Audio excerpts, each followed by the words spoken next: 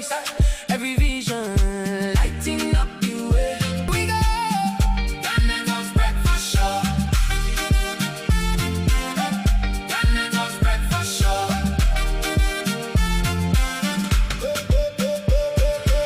When you see cause on air, where the spark inside the flame, from the first light to the last mile. Stay with us a while.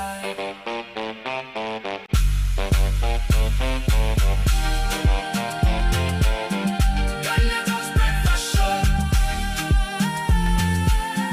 GhanaTalks breakfast show. Your daily dose, here we go. GhanaTalks breakfast show.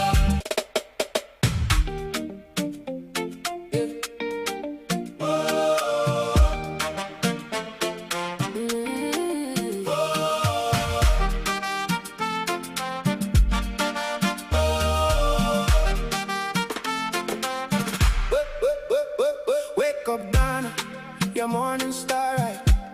News, views, inspiration, and great conversations from Accra to This is GhanaTalks Breakfast Show, your morning Fresh companion. energy every morning, full of fire and glory. Rise and shine, come join the line. Your day begins when the voices align. GhanaTalks breakfast show. GhanaTalks breakfast. Good morning to you, Ghana. Good morning to you, lovely listeners of GhanaTalks Radio. It's yet another beautiful, brand new week, and you are welcome to the GhanaTalks Breakfast Show right here on GhanaTalks Radio. And right here, I bring you all the relevant stories making waves in the news, from business to politics, from sports to entertainment. We got you covered with the most relevant stories and informed perspectives on matters that matter to you every morning, right here on the show. Remember that this is your favorite online radio station. You can carry along wherever you go.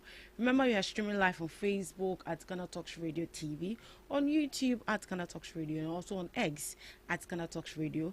Do well to join us this morning as we get into the issues, as we delve into national issues, into social issues, political issues. Could be any issues that is of interest to the citizen right here on the morning show. It's a brand new week. I'm so excited about it because we're already in August. I should tell you that next month is September.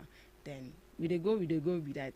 Then Christmas will come. You know, it's good to be alive this morning, and it's good to, know that you're watching me this morning. Hope you are doing well as well. All right, this morning I'll be serving breakfast with Miss Regina Bless and Miss Debbie Adoso. Good morning to you, and you're welcome to the GhanaTalks Breakfast Show. Good morning. Hope all is well. The grace is sufficient. I guess it's not too late to say Happy New Month. Yeah, we just started the month. Yeah, we just started the month. Yeah, I think on Saturday. Yeah, first and best. Yeah, first August. You're already in August. Someone may ask, hey, why now? No, we're already in August. Yes. It is Sergio. We can now catch and say, oh, I'm going to pay you back in 1 year. And just know that 1 year now is nowhere. It's just like you going on a weekend, and then in 2 minutes, Monday is already here. That is how we celebrate Christmas, we celebrate New Year, and in 2 minutes, December is here again. Yeah, so that is how fast the days are running. Miss Debbie, Anna, Yeah, of course. I think we started January like a week ago. Yeah. And then all of a sudden we are in August. That's nice. Yeah, that's nice. What is your expectation for this new month? Something extraordinary. Something extraordinary. And to those who did the New Year resolution, how far? We are in August, so have you been able to accomplish or achieve anything at all? It's interesting. Miss Regina Bless will be joining us shortly. Yeah, but before she joins us, let's get into the issues. Let's get into the issues. She'll join us halfway. Right. Let's move into the news items we have this morning. Stop undermining judiciary over court rulings. Alex Aban to NPP and NDC. Former Goma West NP Alexander Aban has urged both the NPP and NDC to stop making comments that could undermine public confidence in Ghana's judiciary. He says political parties should not praise the courts when judgments favor them and attack the judiciary when decisions go against their interests. According to him, such inconsistent reactions can create the impression that the judiciary is politically influenced and weaken public trust in the justice system. His comment follows the NPP's criticism of the Court of Appeal's decision to acquit and discharge former Maslog CEO Sedinam Tamaklo Ationu. The party described the ruling as politically motivated, but Mr. Aban said disagreement with court decisions should be addressed through the appropriate legal processes. The bigger issue, he argues, is that politicians have responsibility to protect the credibility and independence of the judiciary. If a party believes a court has erred, the proper response is to use the available legal avenues rather than to make statements that could cause Ghanaians to lose faith in the court. Yeah, so this is what Mr. Alex Aban, who is the former Goma West MP, had to say with regards to the actions of the NPP and also to the NDC as well. Yeah, I think somewhere last week on Thursday, 30th July, we got a breaking news, a report that former Maslog CEO who was being sentenced to 10 years in prison has been acquitted and also been discharged of all charges by the Court of Appeal. And it has raised a lot of eyebrows as to if Ghana is really ready to fight corruption. And to that, we've heard from the NPP that if Sedinam Tamaklo has been acquitted, then Chema Wuntumi should also be discharged. And it came with a whole lot of issue that the court is politically motivated and influenced. And I think this week they are going to be staging a demonstration pertaining the release and also the discharge of Sedina Tamaklo. So this is what Mr. Aban had to say, that if it goes in your favor, you shouldn't be happy about it, like you keep quiet about it. But if it doesn't go in your favor, then you come out to, make noise and pass certain comments. When it happens like that, it makes people lose trust in the judiciary. Ms. Debbie, we are still on the issue of Sedina Tamaklo. Yeah, and the comments are coming. Yeah, people are already bashing the government. Yeah. One thing we are failing to identify as a country is we are not allowing the law to take its course. We are not allowing the judiciary to work independently. And just like Mr. Aban said, these politicians are so eager to speak out when the law works in their favor or when the judiciary proceed on issues that favors them.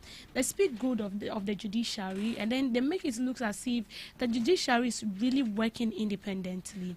But then when it doesn't favor them or it goes against them, then automatically to them the judiciary is being biased. But this was the same judiciary that sat on your case. So it should tell you that you don't, it's as if the politicians we have here want to tell the judiciary what they should do and what not to do. But as I said, the judiciary as an entity, that is how I see it, is supposed to be independent and work as it's supposed to. There shouldn't be an instances where you have to sit in your comfort zone and be controlling the judiciary on what to do. Now with Sedina Tamaklo's case, the minority said they'll be demonstrating on Thursday. That is because they felt like, why will Chema Wuntumi be jailed 20 years and then Sedina Tamaklo, in as much as there've been a lot of speculation with evidences and all that she has embezzled state funds or caused financial loss to the state and all that, she has been set free. Then what is the essence of arresting Chema Wuntumi? So if that is the case, they are going to demonstrate. Some sort of demonstration does not even tally. If you look at Sedina's case very, very closely, you could see that then former Attorney General did a mistake somewhere. And I even learned that after the case was cancelled, what was the name? The former finance minister went to bring the case back it's as if former finance minister is also involved in this whole Maslow's issue, Ken Ofori-Atta. Again. Yes. So it's like when the case was sent to court, they didn't really take their time to go through and then find out that is this woman really culpable. The fact that she's an NDC person and then she has been found, I mean, to them she has already been found guilty even before the court decides. So that is how they are trying to make it look. And then when you look at the explanation Eduji gave, it's as if they didn't really take their time to go through the whole case before giving out the final verdicts. So now they are looking at the trial. The trial that was given, and then the whole case. And then when you look at the trial and the whole case, it looks as if there have been some mistakes somewhere. It's as if you being in a hurry to imprison your enemy. Of course. Without going through to ensure that is this person really culpable. But then the fact that maybe because she's an NDC, and then for long the MPP wants to, I mean, get hold of this NDC faithful, so they just have to go ahead and do whatever they want to do. But it's, and so you are not being fair. So even with the judiciary, there is still no. The main people who undermine the judiciary is, former saying, the politicians, the NPP and the NDC, and most especially NPP people. This is not to politicize it, but we've been in this country, we've seen what the minorities are doing. I would say over the past years, NPP always criticizes the judicial system. They always make it seem as if the judicial system is being influenced by the politicians themselves. They make it seem as if the judicial system is incompetent, and with whatever they are doing, they are being biased and not fair. Looking at the case of Chemawun to me and your friend is saying Sedina, they've made it seem as if say it was deliberate. From the onset, we thought it was deliberate. We thought, oh, since she's an NDC person, so automatically she's been freed. But one thing we should realize is when it comes to the judicial system, it is not influenced or it is not ruled or run by NDC and NPP. It is running independently on its own. Now, as I said earlier, from the onset, we thought, oh, probably because Sedina was an NDC member into Niyejan automatically. But over the weekend, after reading whatever explanation they brought, it was understandable that she needs to be released. And you can't say because she's an NDC and whatever allegation that is being labeled against her is false. Still, so far as it is not possible. Looking at Chemawun to Miss Own, the evidences were clear. And besides, she was jailed in absentia. She wasn't even there to answer certain questions, but she was just jailed in absentia just like that. So the NPP and NDC, I'm quite surprised that the same people undermining this judicial system they themselves are law enforcers. They themselves are legal practitioners. They themselves are legal representatives to other people. Some of these people even have your friend is saying courts. No, that thing. What is a court? Setting up a legal institution. Something. Let me use Afenyomakin and Co. Something of that sort. Some of these have those institutions to their name, but these are the same people still undermining the judicial system. The judicial system over the past years has faced criticism from both the public and these politicians. If it's coming from the public, it is understandable. But when it's coming from the politicians, they themselves are politicizing it. So far as this judicial system or this high court or supreme court or normal court has jailed their member, then asemesi. But when it is coming from we the public, we are standing on a stance where we are not double-sided. We are at one stance. This is what the judicial is doing that is wrong. So we have the right to criticize them. But the politicians, if they want to criticize, I think that they need to criticize based on facts, evidence, and also gumption. You don't just criticize just like that because your member has been arrested. whatever they are doing is affecting the public confidence Yeah. and the public trust. We are already having doubts. We are already living in denial when it comes to judicial system in Ghana. We already have the notion that when it comes to this judicial systems, or when it comes to our court ruling, it is never fair. We have the perception that these people are being bribed, these people are being paid. So they are even the ones supposed to come out and even let us gain more confidence in the judicial system. If they are undermining whatever work the judicial system is putting in place to make sure that they regain confidence when it comes to the people, it is cost 90 log 0. So if you have an issue with a particular judgment, Mr. Alex Aban is saying that use the legal process, use the legal proceedings. You can go and file for an appeal. Mama Commission's refurbished Tor crude distillation unit commends management for turnaround. President John Dramani Mahama has commissioned the refurbished crude distillation unit of the Tema Oil Refinery, describing the development as an important step towards restoring the refinery's operations. The CDU is a key part of an oil refinery. It separates crude oil into different components that can later be processed into products such as petrol, diesel, and other petroleum products. At the commissioning, President Mahama also witnessed the arrival of Ghana's Jubilee crude oil for local refining. The move is expected to support domestic petroleum production and reduce the country's dependency on imported finished fuel products. The president commended Tor's management, board, and workers for their effort to restore the facility, particularly without direct financial support from the government. He described the turnaround as an important and as an example of how effective management, innovation, and commitment can help revive state-owned institutions.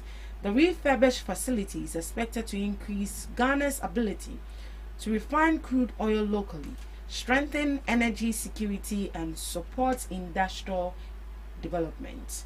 So I think on Saturday, President John Dramani Mahama commissioned the refurbished Tor crude distillation unit, and he's commending the management and all the workers right there at Tor that, oh, this is actually a good example, a good and effective way of restoring state-owned enterprises or state-owned industries. So they should keep up the tax.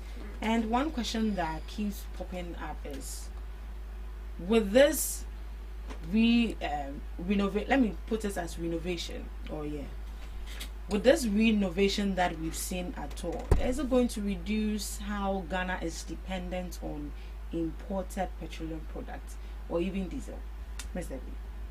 That was the main purpose, to decrease our dependence on imported oil.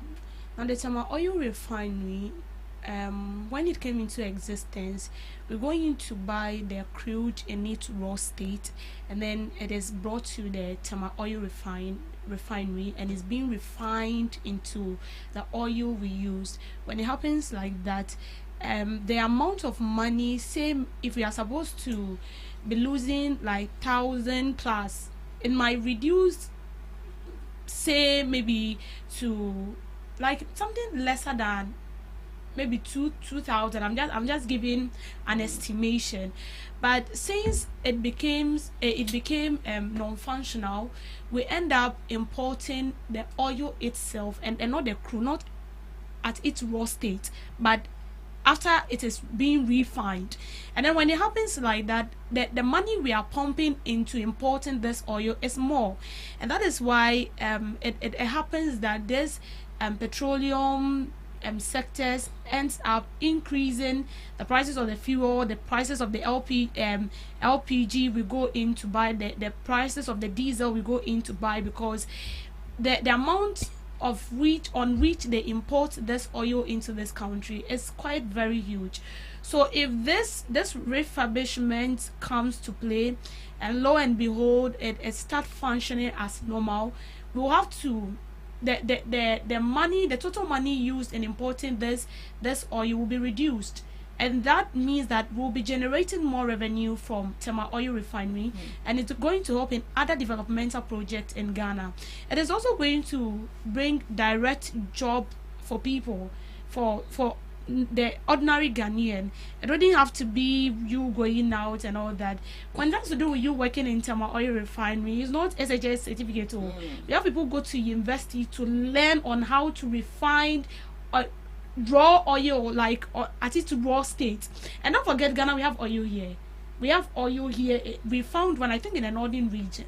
So it means that this is going to employ graduates fresh from the university, and you are going to get work to do as well. So this is a very good one, and a plus to us as a country. I just hope that it functions. It functions just like the way we are all expecting it to be. If not, then it's going to be a different thing altogether. So for me personally, the Tema Oil Refinery it's a good one. I think it's one of the things that Ghana will boast of. Yeah. That we have. If you go to Togo, there are things they don't have. They don't have ports. They don't have things like this. So when they come in here, it's like this places becomes a toll for them. And I've personally encountered a Togolese who told me this. So it should tell you that we are proud to have all this. We should put it into play. Like, it should be functional. There shouldn't be an instance where we have all these factories, but it doesn't add up to us. Like, we don't gain anything from it. Then it becomes useless. So I like the fact that President Mahama wants to revive it again for it to work, which means that we are going to generate more revenue from that, and also direct and indirect jobs to the ordinary Ghanaian. Yeah, direct and indirect jobs to the ordinary Ghanaian. Mr. Gina? So, if it operates efficiently and consistently and effectively, I think it would be a good development for Ghana. And also the effectiveness of it and long sustainability of it, I think, lies on good management, overseeing operations, and also making sure that bribery and corruption doesn't exist in that part. Now, looking at the benefits of these, when it comes to Ghana, aside the Tema Oil Refinery, we always import oil. So I think with the refurbishment and also making sure that as days go by, they run it effectively, it would reduce imports, and also it would create jobs, and also it would create more revenue for the government. And what else? It has a lot of benefits. A lot of benefits, because there are some industries in Ghana here that sometimes with whatever they are doing, they use petrol, diesel, whatever, fully for their day-to-day operation. So if these people at the end of the day say, oh, this is where we would be getting our fuel from, then there's no cause for alarm. And also I think it would create stability when it comes to prices. It would create stability. Looking at the past few days, the past few years, the only thing, most of the thing running in the news is we will increase fuel, we increase fuel. But when we have it in Ghana here, the price would automatically be stable because we are doing it locally. And I think they should also support their very own. Everyone here, we should support it. We should support it. It has a lot of benefits, and as Mr. B said, it's one of the things that we boast with as Ghanaians. Oh, Ghana, we have an oil refinery. It's a plus to us. All right, let's move into our last news item. Ghanaians voted for relief, not tax hikes. The minority in parliament is criticizing the government over the increase in the fuel oil levy, arguing that the decision goes against the promise to reduce the financial burden on Ghanaians. The deputy ranking member on Parliament's Energy Committee, Collins Adomanko Mensah, says the minority is opposed to the increase and believes Ghanaians voted for the government expecting economic relief, not higher tax. Parliament has approved an amendment that increases increasing the fuel oil levy from 0.24 pesos per litre to 1 cedi 93 pesos per litre is going to cost the Ghanaian. Government says the adjustment is needed to address revenue losses linked to fuel smuggling and subsidy abuse, while also raising funds to meet energy sector obligations. However, the minority argues that the increase could add to the cost of living, especially as higher fuel costs often affect transportation, food production, and the cost of doing businesses. The minority has also questioned the process used to pass the amendment, accusing the finance minister of repeatedly introducing tax-related measures under a certificate of urgency and during the final sittings of Parliament. The debate therefore centers on whether the increase is necessary to protect the energy sector or mobilize revenue, or whether it places an additional burden on citizens who are already struggling with the high cost of living. So these are the concerns from the minority, that there's been an increase in fuel oil levy from 0.24 pesos per litre to 1 cedi 93 pesos per litre. And they are kind of like finding troubles with how these taxes are being introduced. Always they say that the finance minister comes and be like, oh, this is an urgent thing that has to be passed, and then they just pass it without even deliberating on it. So this is what they have to say, and that this increase is going to cost the Ghanaian, because the living standard of Ghanaians are already high before they are increasing fuel, and this is going to affect everything, because transportation is going to go up, and when transportation goes up, prices of food and other products and other items is equally going to go up. And then when this happens like this, it's going to cost the Ghanaian a lot. So the minorities are saying that we asked for a low standard of living, not hike in fuel prices. Ms. Debbie. With the increments in fuel prices, regardless of whatever we will do, there will still be increments in fuel, because it's hard, but there will definitely be.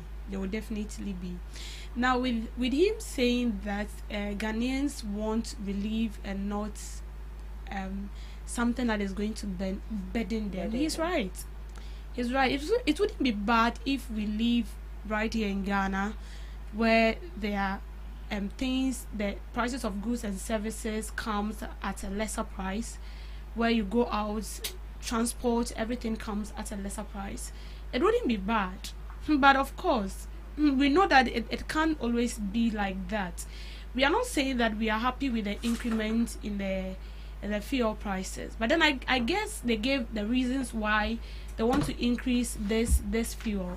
And then Comac in the previous week also brought out a notice that they are not going to allow that. Then on Friday they met with the government to judge on issues, but we are yet to know what transpired between them and the government. So I know, whatever being the case, they are going to bring out their reasons why the prices of fuel is being increased as at this time.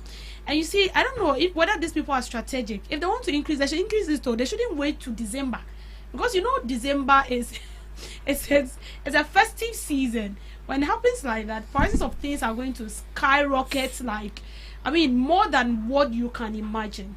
And we know that when prices of fuel goes up, it affects almost everything, from transport to what you buy, to rendering service to someone. It becomes so expensive. Regardless, it can be a peswa, but you might be surprised the impacts it will have on things around you and things you purchase.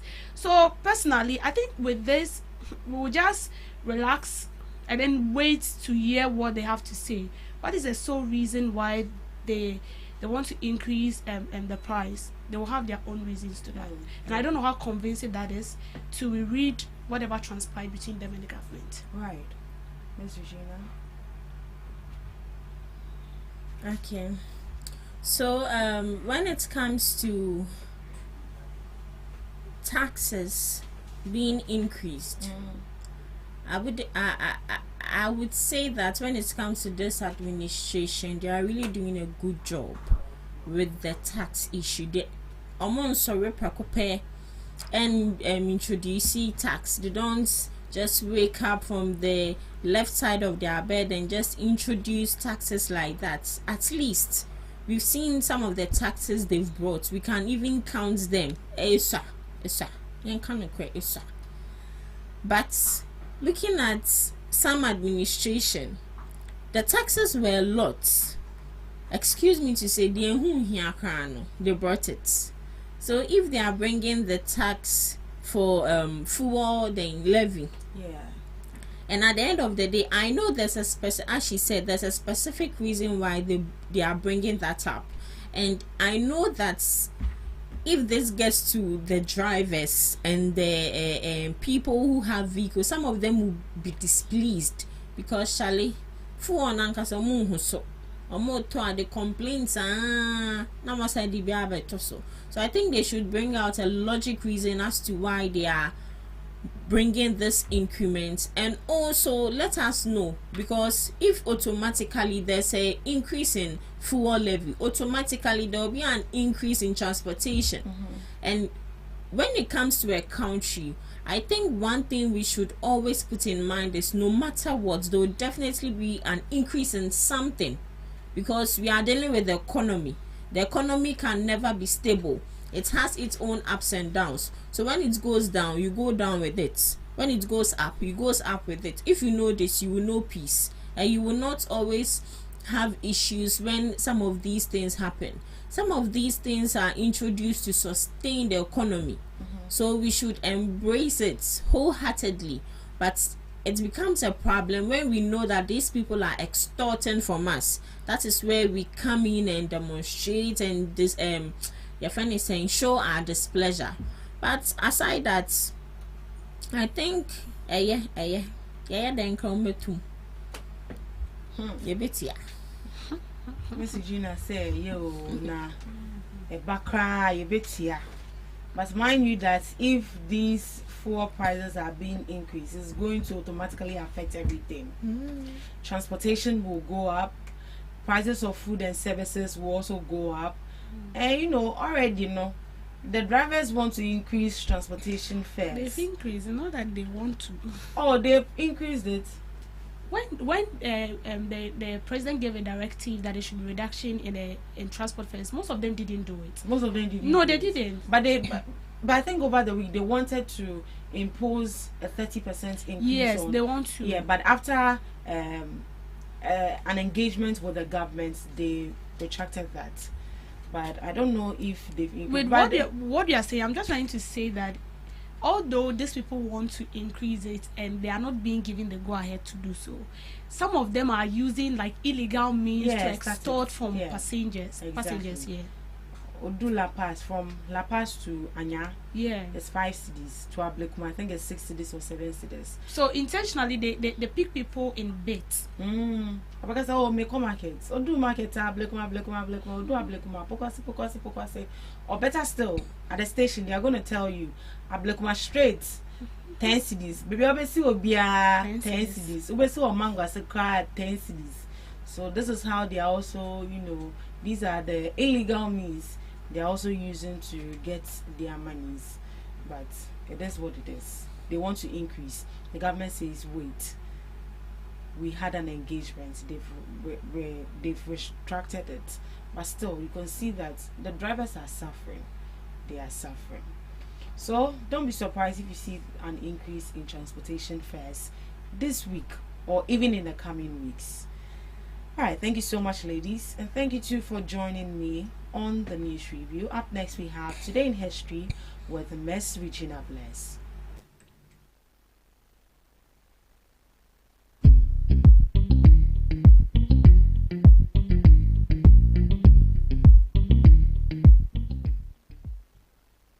Bringing you Today in History and some global observances live on GhanaTalks Breakfast Show.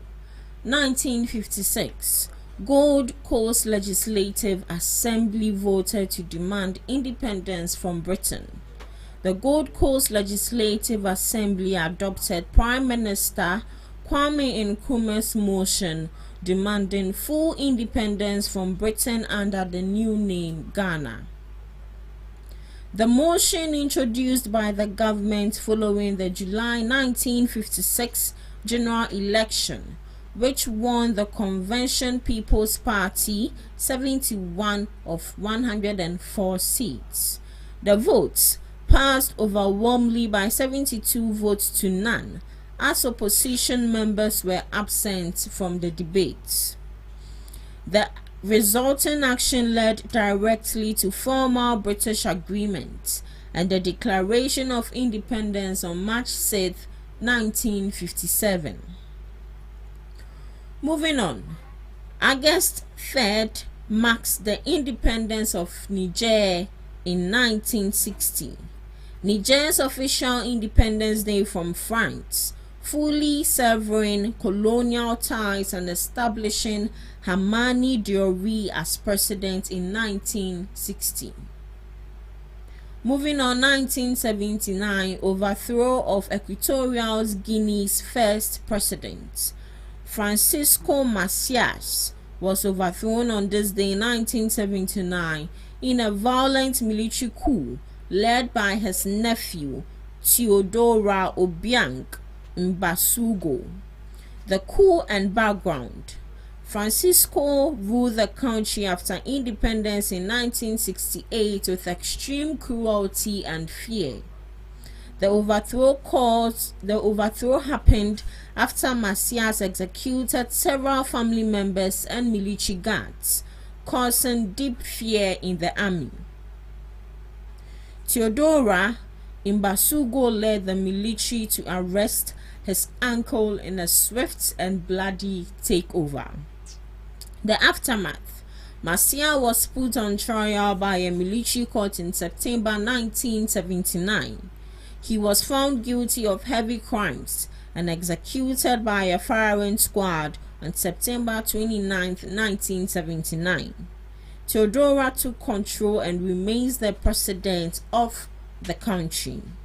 To some few global observances, today is Clean Your Floors Day, serving as a practical reminder to sweep, vacuum, and scrub the surfaces we walk on every day.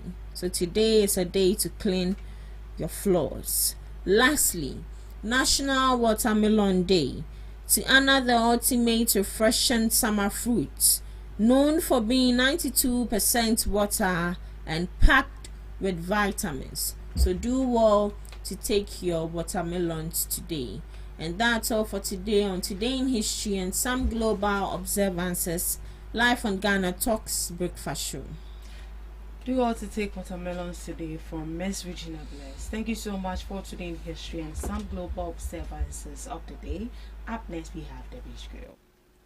Welcome to Debbie's Grill, where we talk about issues that matter to the state, void of politics, fear of favor. President Mahama has urged Ghanaians to stop speaking negatively about the country, cautioning that persistent, permissive undermine national development and thus honors the sacrifices of the nation's founding fathers.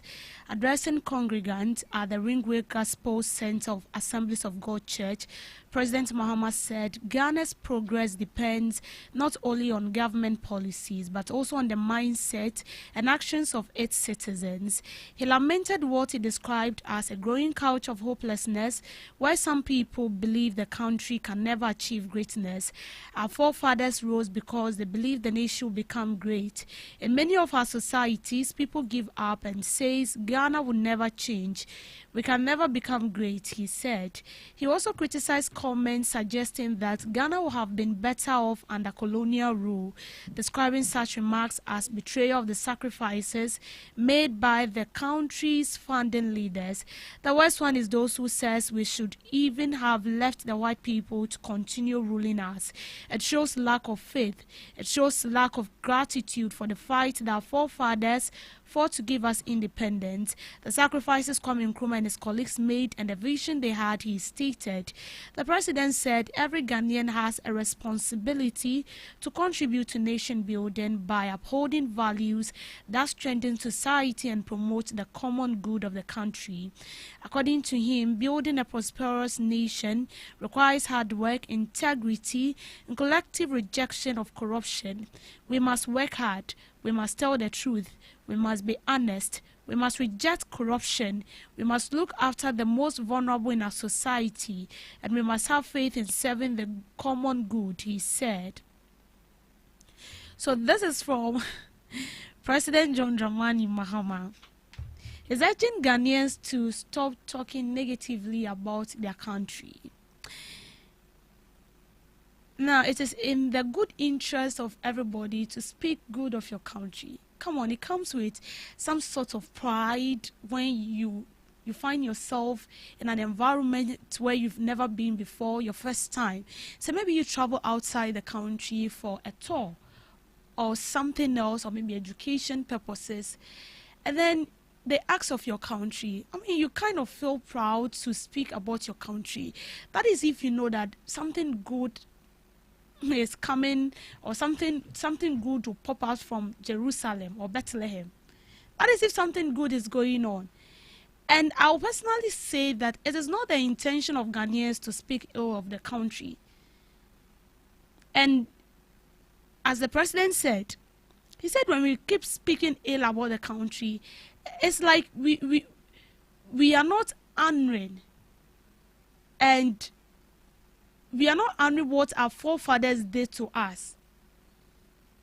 As a yenin, so we're speaking ill about the country. It's like we making it look as if our forefathers that fought for us wasted their time.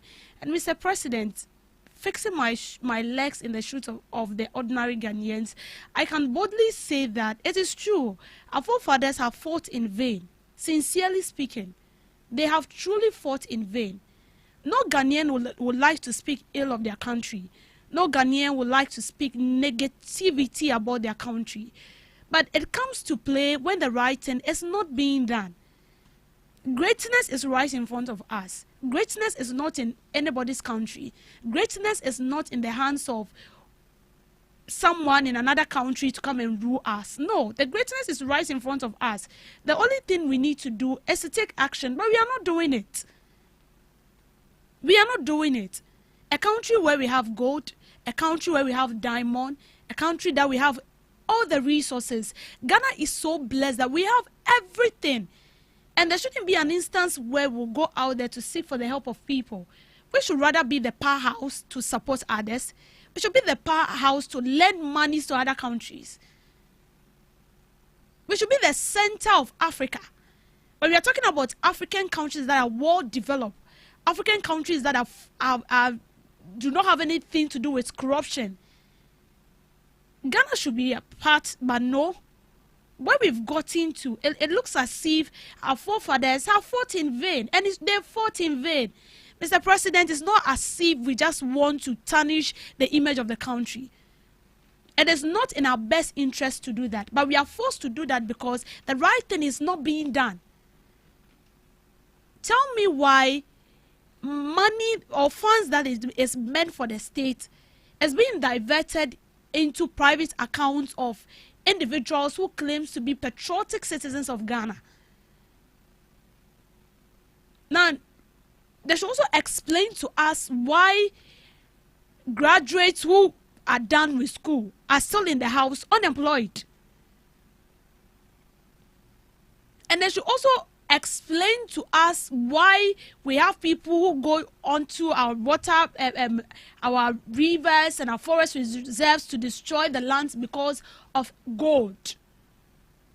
All this thing is happening right under our nose, and then we have leaders here.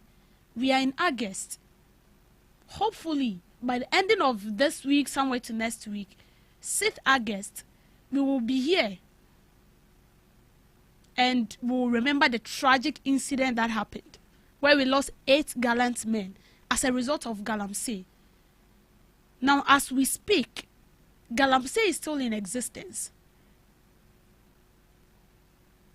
As 6 August is clocking near, we shouldn't be even speaking about Galamsey. We should be proud to sit here and then applaud our leaders because they fought it.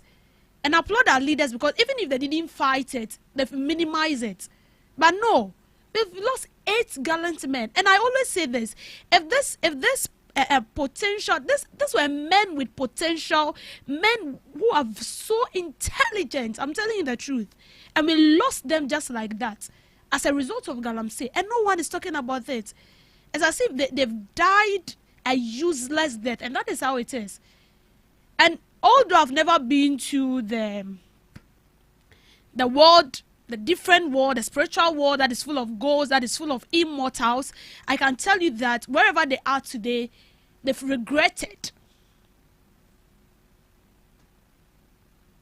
You've lost your life as a result of you putting in much efforts to bring an end to illegal mining. And it looks as if the country you are fighting for are not even ready to fight. They are not ready to fight for you. So it's like you've wasted your time, you've wasted your energy, you've wasted your life. That is it. So it is not as if we have that interest in us to go out there and then speak negatively of our country, of our leaders. No. But if the leaders are not doing the right thing, we will push you to do the right thing. That's for that one day. We will push you to do the right thing. And the right thing needs to be done. We are in a country where corruption has become the new normal. Everybody who is given the opportunity to hold an office ends up embezzling state funds, and we do nothing. All the time we come on air, we fix the cameras and all that. And then we kept asking those people questions and how they've embezzled the state funds. They have been referred to the Attorney General, and it ends that we heard nothing about it. And you expect us to, with joy and excitement, we should applaud the country, we should applaud the leaders, we should applaud them because they are doing well. This is not what we want. Where we are is not where we ought to be. This is not the Ghana and Nkrumah left behind. What we are experiencing now is something different. And wherever Nkrumah is right now, I'm sure he's bleeding. He's tearing blood. This is not water, blood. Because we don't care. We start with a project, we don't complete it. A government comes, they don't complete it. They bring in new project. Then the taxpayer is being burdened with another taxes. So we keep paying taxes upon taxes, and we don't even see what our taxes are being used for. And then you expect us to be happy? No. It doesn't work like that. And the fact that we keep hitting on the government and public officials doesn't mean that we love it. It is becoming unbecoming. And as for the media, they should expect more from us because that is our work. We are watchdogs. Ajayante, yet simple your hobby. And our main purpose is to push you people to fulfill your promises and do what you are expected of. Yes, someone might say that we cannot entirely fight corruption, but we can do something. We can do something. At least we can do something. Another person might say that, well, the government is doing what things are going, or in fact, since there's been a change of government, we've seen some sort of improvement. But this is not where we want to be. We are envisioning something greater than what we are seeing and experiencing now. It would be nice if we also, as I said, Ghana becomes a powerhouse where we lend to people, where we have other people coming in here. It would be so nice. But all the time, we have all these things and then we go in begging for alms. It doesn't tally. It doesn't add up. And I know one day when you stand before the judgment throne, you are going to answer to it. Why did I bless you with gold and still the people are suffering? We have gold, we have diamond, we have bauxite, we have everything. But we are still struggling. Students complete from school and they don't get work. Before you even get work, to even get a genuine work of late, it's very, very hard. Is it that the manager wants to have an affair with you? Is it that somebody that wants to take something? Is it that you know one person in that company whom you know protocol? Everything of late is about protocol. It's not about how intelligent you are. It's not about how competent you are. It's not about how credible and loyal or punctual you are. But what they want is for the ladies, they'll have an affair with you, they give you the work. For the men to, it's something else. And this is not what we want. So, Mr. President, please, just as I said, it is not as if like we are so excited when we speak ill like this about our country, but this is what is on ground. This is what the ordinary Ghanaian is going through. We can't keep paying taxes and our roads are still like that. Go to Kaswa before you get to Barrier. The lane there, Barrier down to Kaswa itself. It is very bad. The last time we went there, it was an eyesore. We can't keep paying taxes and our roads are bad.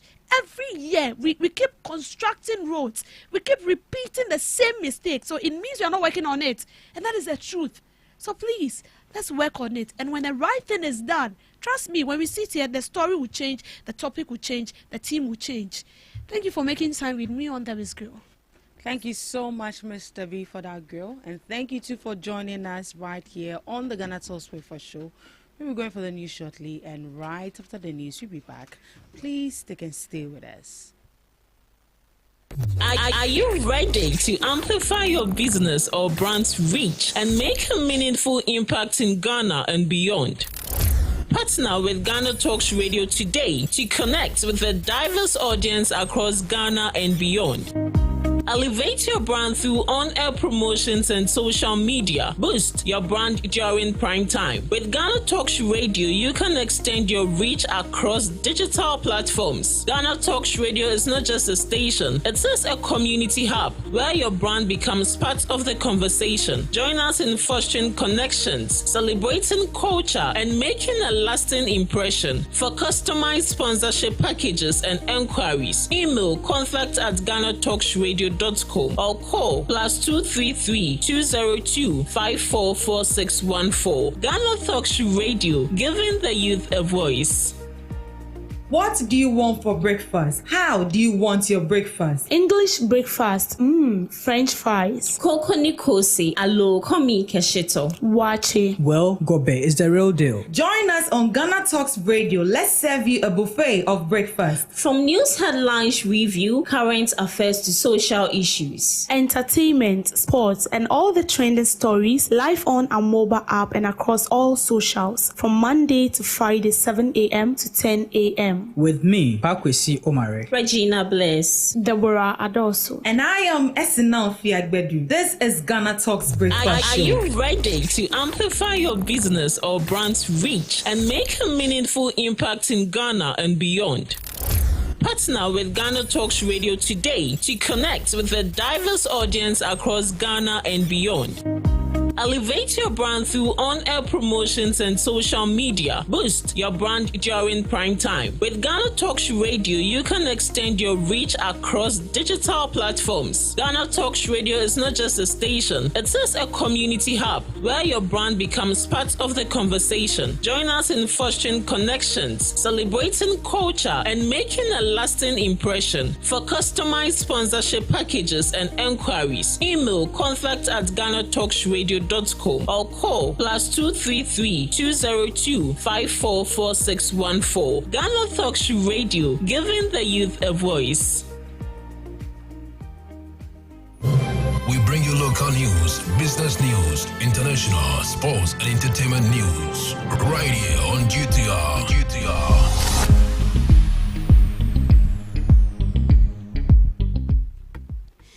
Hello, good morning, and welcome to the morning news update on GhanaTalks Radio. Coming up this morning, English and Ghanaian languages to lead instruction as Minister of Education rules out compulsory foreign languages. One Palace delegation visits one municipal hospital over growing healthcare concern. Former Member of Parliament disagrees with planned New Patriotic Party demonstration over Sedina Tamaklo's acquittal. Also in the news, African Court judge calls for greater autonomy and legal aid support to strengthen justice delivery in business. Treasury bill unction oversubscribed by 79% despite lower government uptake. We have full details on these stories and many others coming up shortly. Please stay.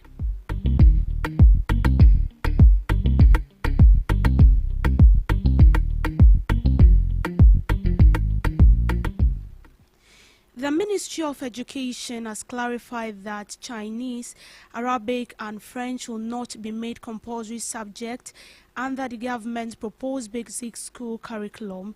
Speaking on the proposed reforms, the Minister of Education, Haruna Idrisu, said the 3 foreign languages remain optional subject for schools who wish to study them. The core focus of the new curriculum is to strengthen literacy and communication in English and Ghanaian languages at the basic level.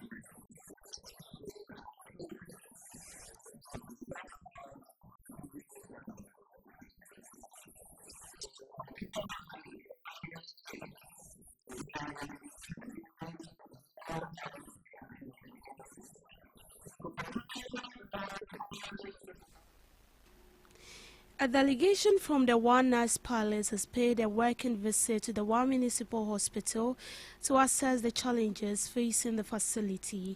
The visit comes amid growing concern over congestion, equipment shortages and pressure on staff served as a major referral center for the Upper West region. Speaking during the visit, members of the delegation said the One was worried about report of adequate resources at the hospital. The Palace delegation assured management of the One Nurse commitment to partner with stakeholders and development partners to address pressing needs of the facility. The overlord decided that there is a need for us to do a follow-up. First of all, a small committee was established to sit with the staff again, after which he has directed that a team should come to the hospital to actually acquaint itself with what was happening here, because the litany of problems, challenges confronting the hospital, despite its serious, enormous task, are actually worrisome. And he felt that there's a need for us to have first-hand information so that we will come and inform him, and from there we'll know how to take the case forward. It's true, the health of a nation is its wealth, but it looks like for a very long time we have neglected this place. And of course, we won't say it's entirely our fault. When you are suffering something and you don't cry out, maybe people around may not know. You are crying out a bit too late, but something can still be done. So we are here today to see firsthand. Former Member of Parliament for Gomoa West, Alexander Ban, has expressed disagreement with the New Patriotic Party's planned demonstration over the discharge of former Maslok CEO Sedina Tamaklo Ationu. According to him, issues relating to the court and prosecutions should be handled within the legal framework. Such political actions, he argued, could fuel public perception of political consideration instead of due process. This was after the New Patriotic Party announced plans to stage a demonstration to protest what it describes as interference in the justice system. Deal with it, deal with her as a person. You see, I have always held the view that this business of political party functionaries marching up at police station if any politician is arrested and free one to me, free this, free chapter and all those kind of things that we do, we sometimes lose the real essence for maybe the arrest or detention of somebody else, and rather think that everything is political. It is because of that, which we have still not been able to wean ourselves off, that these things happen. I disagree. Let us deal with it as matter of law. And that's what I'm saying, that when we go on this demonstration, we are still actually fueling the perception that the lady has been freed because she is a political actor or politically exposed person. Right? And some of these things are being said because of when she was brought in, how the appeal itself, when it was filed, we all didn't even hear about it, but we learned it was filed some time way back ago. Then how she quickly got freed, if I may put that way. When she came in, we were told she was not even behind bars. Then some noise until we heard that, oh, okay, she's in some and all that. So all these is a part of the various kinds of issues that fuel the perception. We cannot run away from that. Okay? But for me, I don't think that we should do that, because as soon as we go for that demonstration, we are also trying to say that the very justice system that convicted the woman, okay, which has been used now to free her, the very justice system that we believe in, now we don't believe in it anymore. A hopeful for the new Patriotic Party national chair position, John Boydu said no individual invested more in empowering and resourcing the party's grassroots structures than he did during his term as General Secretary. Speaking on his track record, he stressed on strengthening the base of the party as a key priority throughout his time in office. If elected, he pledged to prioritize welfare programs and logistical support for party executives to improve executives and also improve mobilization in the new Patriotic Party. To empower a human man, nobody over the China and the catch them say, no, the bar knows of what. On your vida, you're true about winning. Many presidents now, that's the president. You see, you say, the mom employment, then. After you go see one district, one factory, you why you there, one farmer you twin on the past. It is throughout the country, youth organizers for school, by director, monitoring and evaluation. And we learn Juma because of them. Not you have my organizers in both constituency and region. It's a region. We are not regional organizer now for school. We are not both regional director. Alaji Hindu. Ghanaian Western Region, Jerry Upper East, Isaac Upper West, Bruno Afo, Fenison, Razak, Ashanti Region organized an idea, anywhere in the Maslow CEO, Stephen Amwa. Central Region organized only that also for Minister, Deputy Minister for Central Region. Central Regional Secretary also for Minister, Central Regional Minister. Organizer for Greater Accra, regional NAGBO coordinator. This is regional youth organizer, NAGBO regional coordinator. Obama's law. She said, this is what I do. The African Court on Human and People's Rights urged African leaders to strengthen the court by granting it greater autonomy to enforce its decisions. Speaking on the role of the court in promoting human rights on the continent, a judge on African Court, Dominic Ajay, said the current structure limits the court's ability to ensure compliance with its ruling. He called for increased support for the Court Legal Aid Fund to improve access to justice.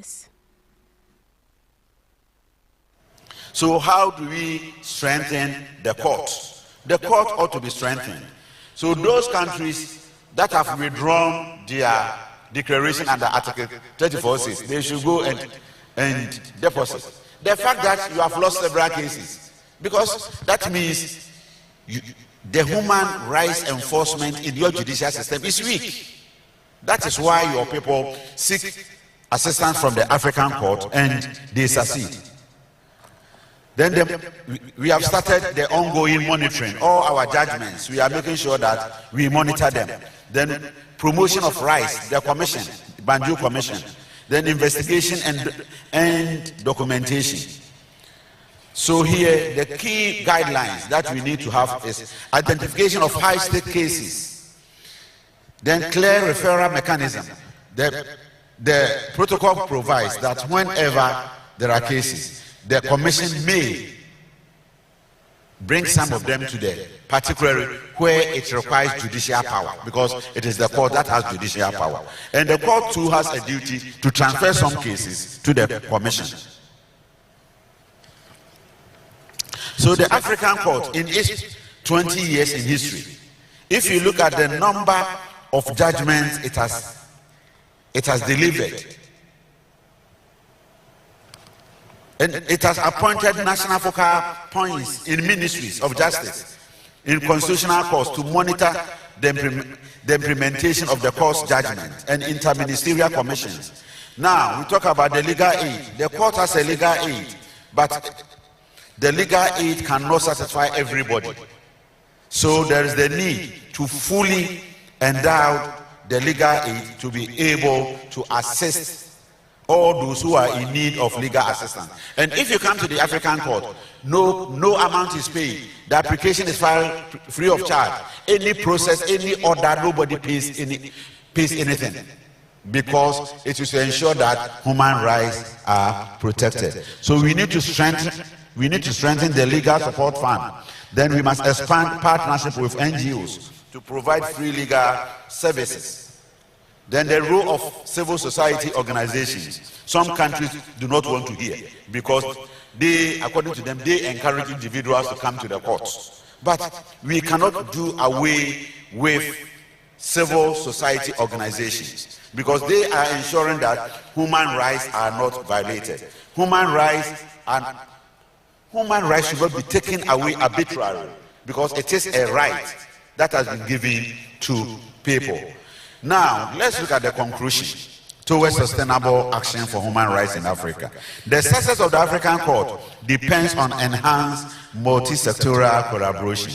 The Commission, CSOs, academia, legal professionals, and government must play a key role in ensuring that justice is truly accessible to all Africans. 20 years after it began its operations, the court has demonstrated that African-led adjudication can set standards and deliver remedies. The future of African justice is in our hands. Through corrective action, we can make justice an irreversible reality for human rights in Africa. And the court is a valuable tool, but it needs the support to realize its potential. In business, investor demand for treasury bills remained robust last week, with total bids once again exceeding the government's financing target despite a lower acceptance rate. Results released by the Bank of Ghana showed that investors submitted bids with 10.51 Ghana cedis across 91-day, 182 and 364-day treasury bill. The government accepted 8.65 billion, rejecting nearly 1.86 billion in bids. Against a target of 5.87 billion Ghana cedis, the auction was oversubscribed by approximately 79.2%, reflecting sustained investor appetite for short-term government securities. The 364-day treasury bill continued to attract the strongest demand, with investors tendering 7.47 billion Ghana cedis, of which 7.18 billion was accepted. The 91-day bill received 2.27 billion Ghana cedis in bids, but only 972.94 million was accepted. For 182-day bill, investors tendered 757.93 million Ghana cedis, with the government accepting 501.38 million. Yields were mixed across the curve. The yield on the 91-day bill declined by 2 basis points to 5.76% from 5.78 at the previous auction, while 182-day bill yield fell by 4 basis points to 7.64. In contrast, the yield on 364-day bill rose by 2 basis points to 12.98% from 12.96%. The latest auction reinforces analysts' view that ample market liquidity and attractive risk-free returns continue to support strong demand for government securities, particularly the longer-dated 364-day instrument. For the next auction, the government is seeking to raise 6.22 billion through the issuance of 91-day, 182 and 364-day treasury bills. To sports, Ghana's Black Satellite bowed out of the 2026 WAFU B Under-20 Championship after a goalless draw with Togo in their final Group B match at the Charles Konabani Stadium in Yamoussoukro, Cote d'Ivoire on Sunday, August 2. Maxwell Kunedu's side dominated long spell of the contest and created better chances but failed to find a breakthrough. Ghana also had a goal ruled out, leaving them to settle for a point.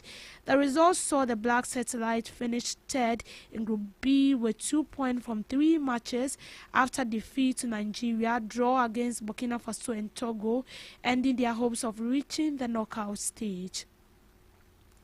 Despite the early exit, the tournament offered valuable experience for the young Ghanaian side against some of West Africa's strongest youth teams. It also gave Maxwell Kunedu and his technical team a chance to evaluate the squad ahead of future assignment.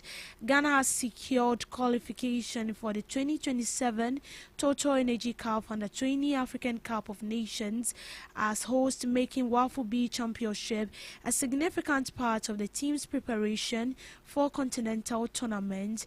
CAF is here to announce the date and venue for the 2027 Under-20 AFCON. Meanwhile, the National Sports Authority is upgrading facilities across the country to meet the standards required to host the competition. In showbiz, the Ghana Tourism Authority has officially endorsed 6th Inter-Tourism Expo Accra, reaffirming its commitment to promoting Ghana as a leading tourism and investment destination in Africa. In a statement, the Ghana Tourism Authority said the expo aligns with government's agenda to boost domestic tourism, attract foreign investment, and create jobs in the hospitality and travel sectors. The 6th edition of the Inter-Tourism Expo Accra is expected to bring together tourism boards, travel agencies, cultural groups, and investors from across Africa and beyond. Officials says this year's event will focus on sustainable tourism, digital innovation in travel, and showcasing Ghana's heritage and core tourism sites. The Ghana Tourism Authority urged stakeholders in the tourism value chain to take advantage of the platform to network, exhibit, and explore new market opportunities. The Inter-Tourism Expo Accra has grown to become one of West Africa's key platforms to promoting tourism, trade, and cultural exchange. On global update, armed men killed at least 12 people and abducted women and children during a night attack on a village in Nigeria northwestern Sokoto state. 6 members of one family burned to death after the attackers set fire to their house, one resident told Reuters. The gangmen entered the village of Lanji around 11 p.m. on Saturday and attacked residents until about 3 a.m. on Sunday. Locals said the region has seen frequent attacks by heavily armed gangs known as bandits who raid villages, kidnap residents for ransom, and steal livestock. Police were investigating and will provide updates later.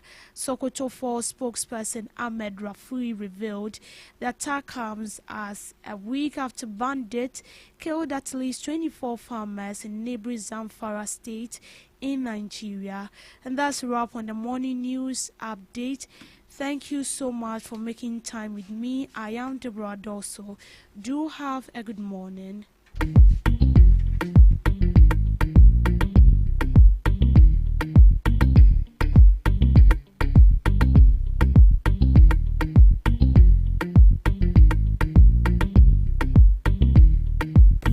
Are you ready to amplify your business or brand's reach and make a meaningful impact in Ghana and beyond? Partner with GhanaTalks Radio today to connect with a diverse audience across Ghana and beyond. Elevate your brand through on-air promotions and social media. Boost your brand during prime time. With GhanaTalks Radio, you can extend your reach across digital platforms. GhanaTalks Radio is not just a station, it is a community hub where your brand becomes part of the conversation. Join us in fostering connections, celebrating culture, and making a lasting impression. For customized sponsorship packages and enquiries, email contact@GhanaTalksRadio.com or call +233 202 544614. GhanaTalks Radio, giving the youth a voice. What do you want for breakfast? How do you want your breakfast? English breakfast, French fries, Koko Nikose, alo komi kesheto. wache. Well, Gobe is the real deal. Join us on Ghana Talks Radio. Let's serve you a buffet of breakfast. From news headlines review, current affairs to social issues. Entertainment, sports, and all the trending stories live on our mobile app and across all socials from Monday to Friday, 7 a.m. to 10 a.m. With me, Pakwesi Omare. Regina Bless. Deborah Adoso. And I am Esinal Fiagbedu. This is Ghana Talks Breakfast Show. Are you ready to amplify your business or brand's reach and make a meaningful impact in Ghana and beyond? Partner with GhanaTalks Radio today to connect with a diverse audience across Ghana and beyond. Elevate your brand through on-air promotions and social media. Boost your brand during prime time. With GhanaTalks Radio, you can extend your reach across digital platforms. GhanaTalks Radio is not just a station, it is a community hub where your brand becomes part of the conversation. Join us in fostering connections, celebrating culture, and making a lasting impression. For customized sponsorship packages and enquiries, email contact@GhanaTalksRadio.com or call +233 202 544614. GhanaTalks Radio, giving the youth a voice.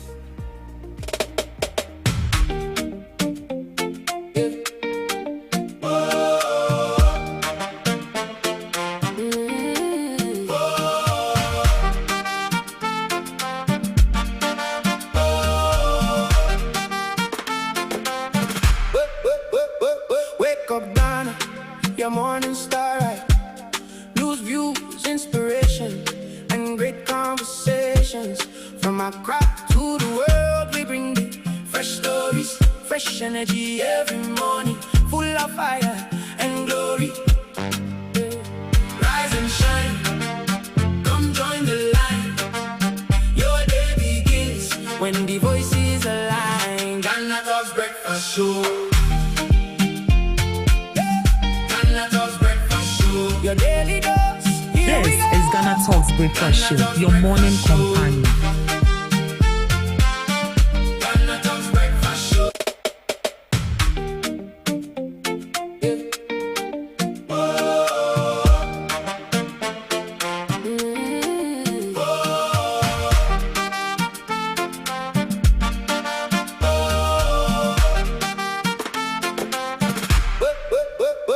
Wake up, Ghana, your morning star, right? News, views, inspiration, and great conversations. From Accra to the world, we bring the fresh stories, fresh energy every morning, full of fire and glory. Rise and shine, come join the line. Your day begins when the voices align. Ghana Talks Breakfast Show. Your daily dose, here we go. Ghana Talks Breakfast Show. Ghana Talks Breakfast Show. Only on Ghana Talks Radio. Turn it up and stay tuned for the talk that moves you and keeps your heart in tune. From the traffic to the trends, we got something for your day. Every voice, every vision, lighting up the way.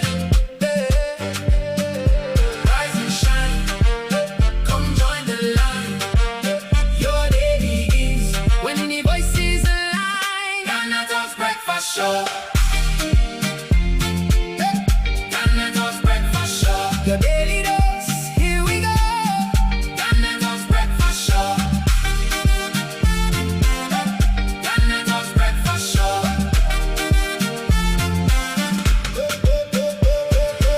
When you see cause on air, where the spark inside the flame, from the first light to the last mile. Stay with us a while.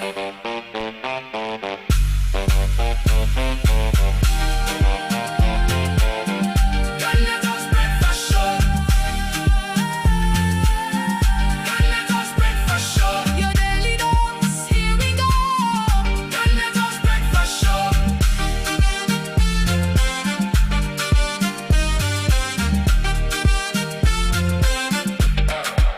This is Ghana Talks Breakfast Show, your morning companion.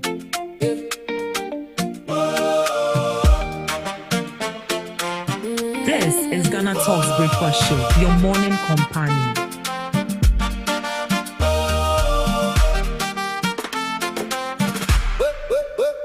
Wake up, Ghana, your morning star, right? News, views, inspiration, and great conversations. From Accra to the world, we bring the fresh stories, fresh energy every morning, full of fire and glory. Rise and shine, come join the line. Your day begins when the voices align. Good morning to you once again, and you're welcome to the Ghana Talks Breakfast Show right here on Ghana Talks Radio. This is your favorite online radio station. You can carry along wherever you go. Yes, you can carry it along wherever you go.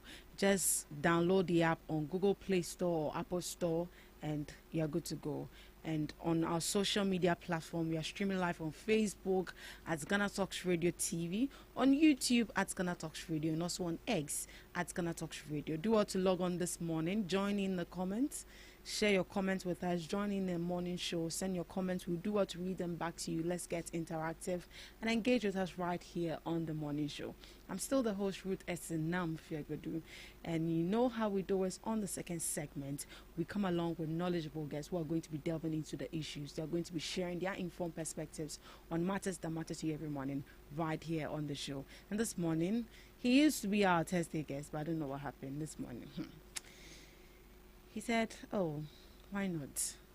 I'm here this morning. This morning we have sitting right in the studios with us Mr. Stephen Ganib Dubik. He's a social commentator and also a political analyst. Good morning to you, Mr. Stephen. How are you doing? I'm good, and you? I'm fine. Hope all is well. Everything is fine, though. Your side? Oh, everything is fine. It's well. It is well. Okay. Happy New Month. Thank you. We are in August already. Yes. Hey, So, brother. if your if your New Year resolution is not resoluting, I said it here this morning. if your New Year resolution is not resoluting, you need to check yourself. You need to check yourself. Yeah, but the days are running fast, one. So at the papa no, you see when they say that if you are around good things, the time runs faster. So, Rather. yes. Eh. You won't understand what I said. I'm sure the people at home will understand what I'm saying. Break it down for me. I won't. Oh, please, don't do that. Imagine, can you? Did you see how long it was under Kufuor for 1 year to go to elapse?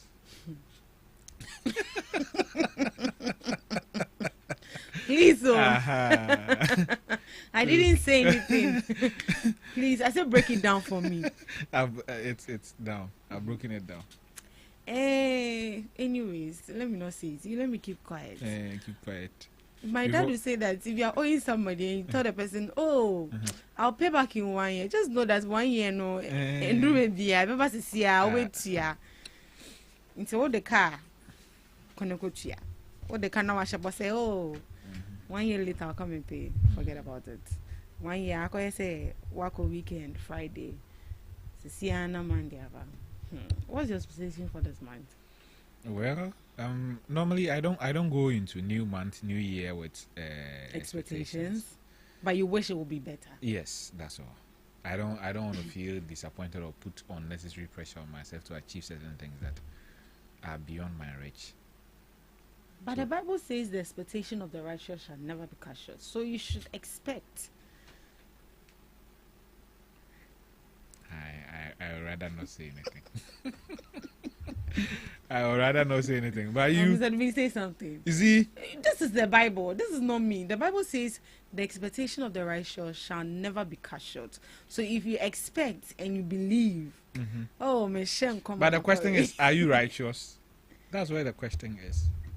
Yes. You having if you believe you are righteous. Righteousness is not about your belief, it's about your deeds. Oh, but I'm a good person.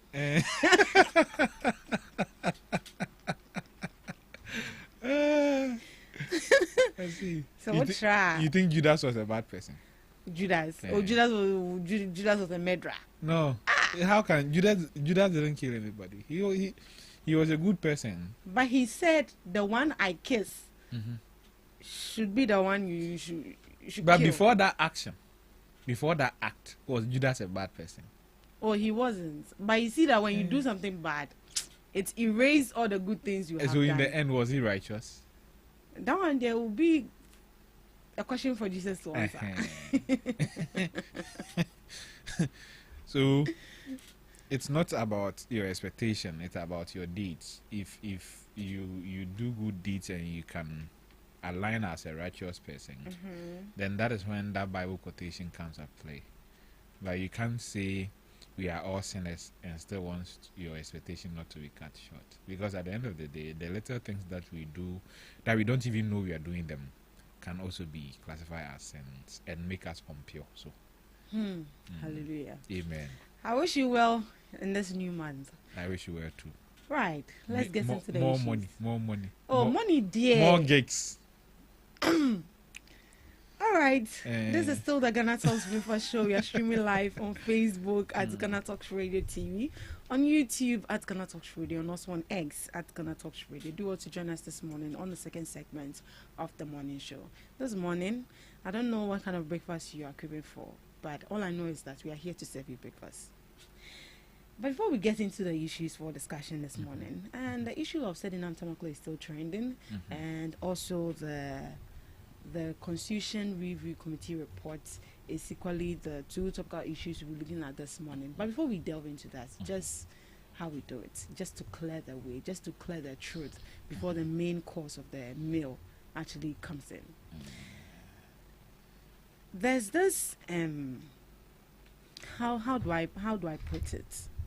So at Forsen during the mid-year budget review, of which you mentioned that you were not actually going to comment on this unless the budget review actually comes out before you say something about that.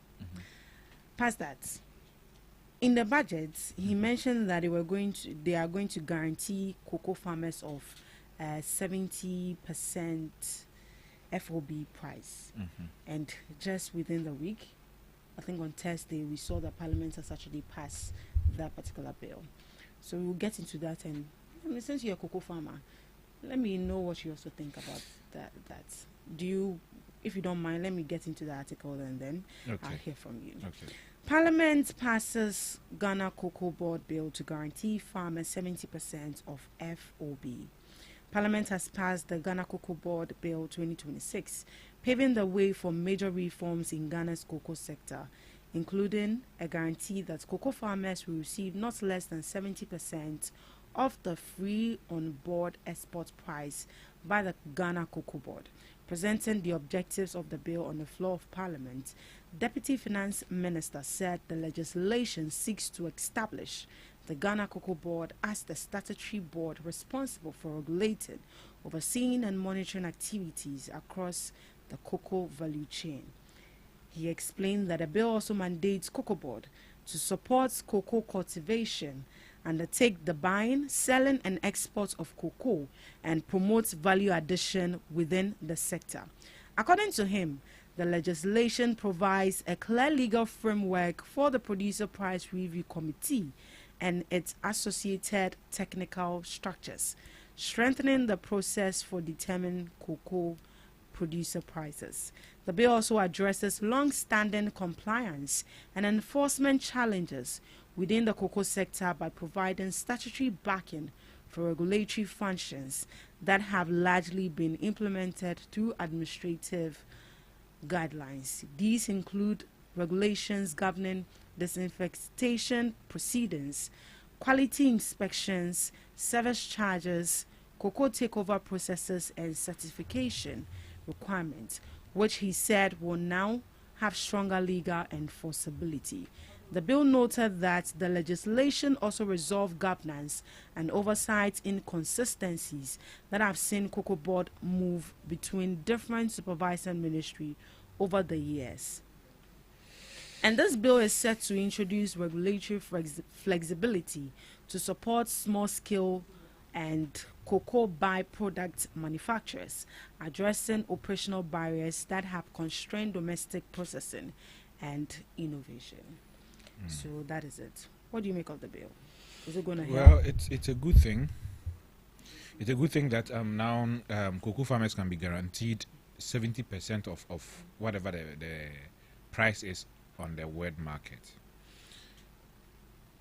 Now cocoa farmers would have, they will not feel that they are being cheated out. Because if you know that it is $100 per bag on the market, when you go, you know you're getting $70. You can convert it into Ghana cedis and you know how much you're getting. Gone are the days where the government would fix a price, and in the course of the cocoa season, if it goes up on a world market, the government will still give you what it agreed that it was going to give you.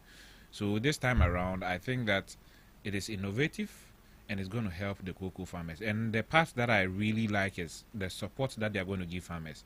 A lot of cocoa farmers in Ghana are not, let me put it this way, they are not growing with the modern day farming practices. They still rely on the olden methods.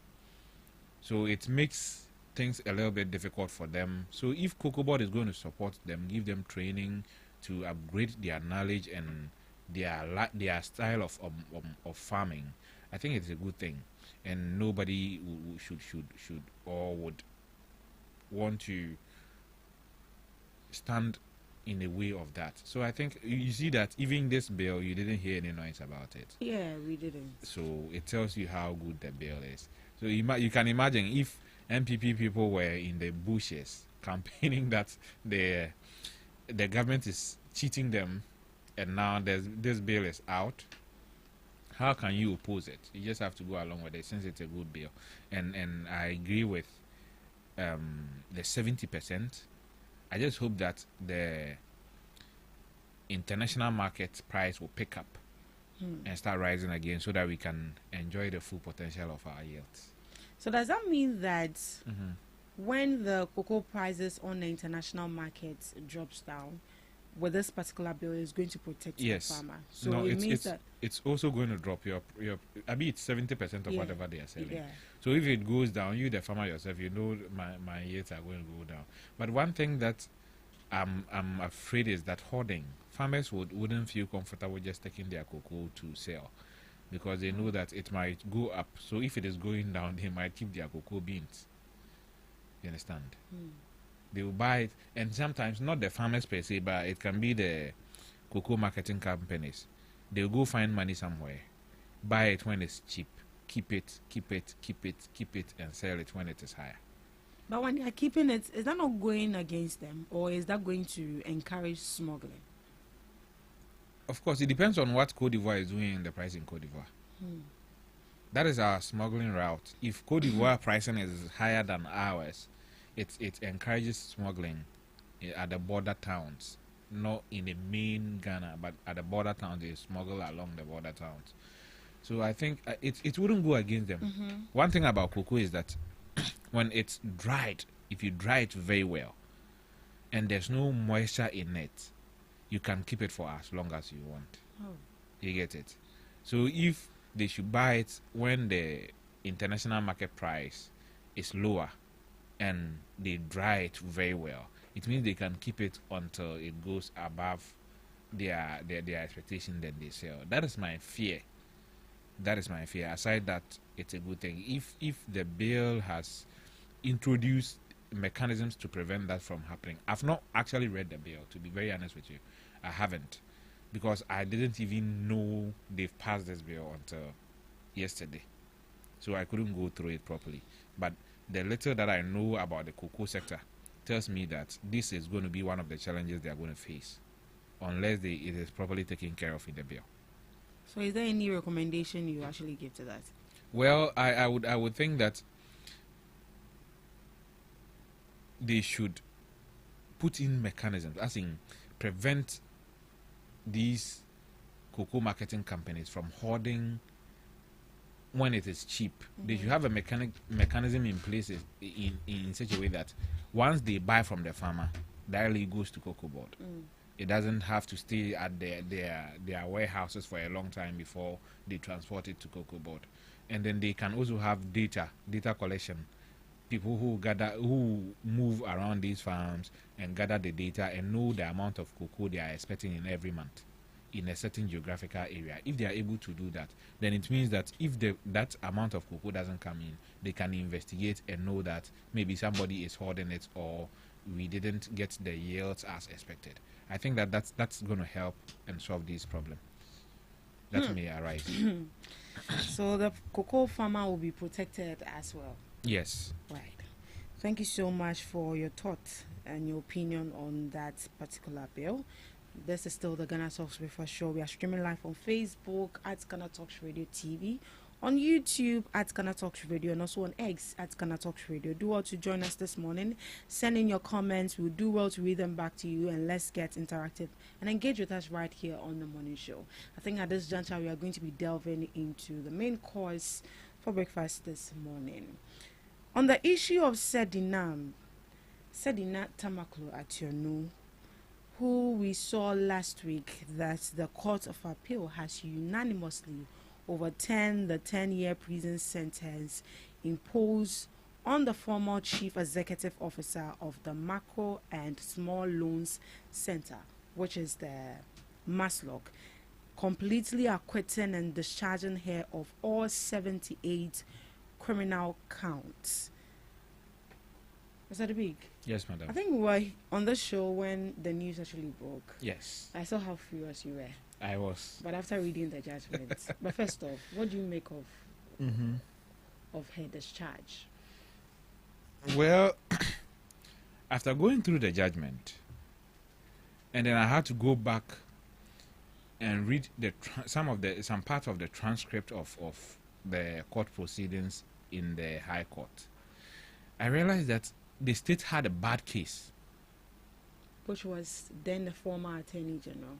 Yes.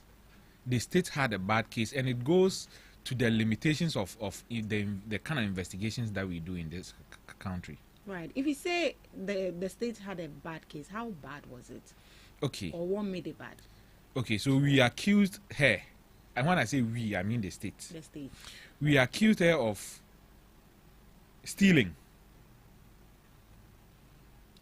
which was in the case of the Obatampa, the money that she did the investment at Obatampa. Then later, the Obatampa people said that they returned the money to her.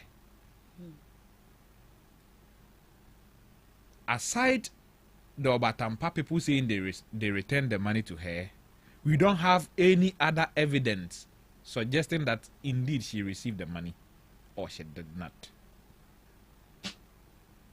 That is one part of the issue. I would have expected that beyond the words of this the board chairman of the Obatampa, we could have done independent investigation, because the board chairman said there were WhatsApp correspondence, as in WhatsApp communication between her and that woman, which was not produced. It was not part of evidence. It wasn't part. And they said that they sent the money to her, in a filling station at Bachona. Filling stations have CCTV cameras, right? If we wanted to really do proper investigations, we could have gone there, collected this data, put them together, and had a solid case. You see, money is something you would find difficult to hide, whether in cash or as in when it's electronic. We say she took the 50,000. Have we been able to establish what she did with the 50,000 that she took?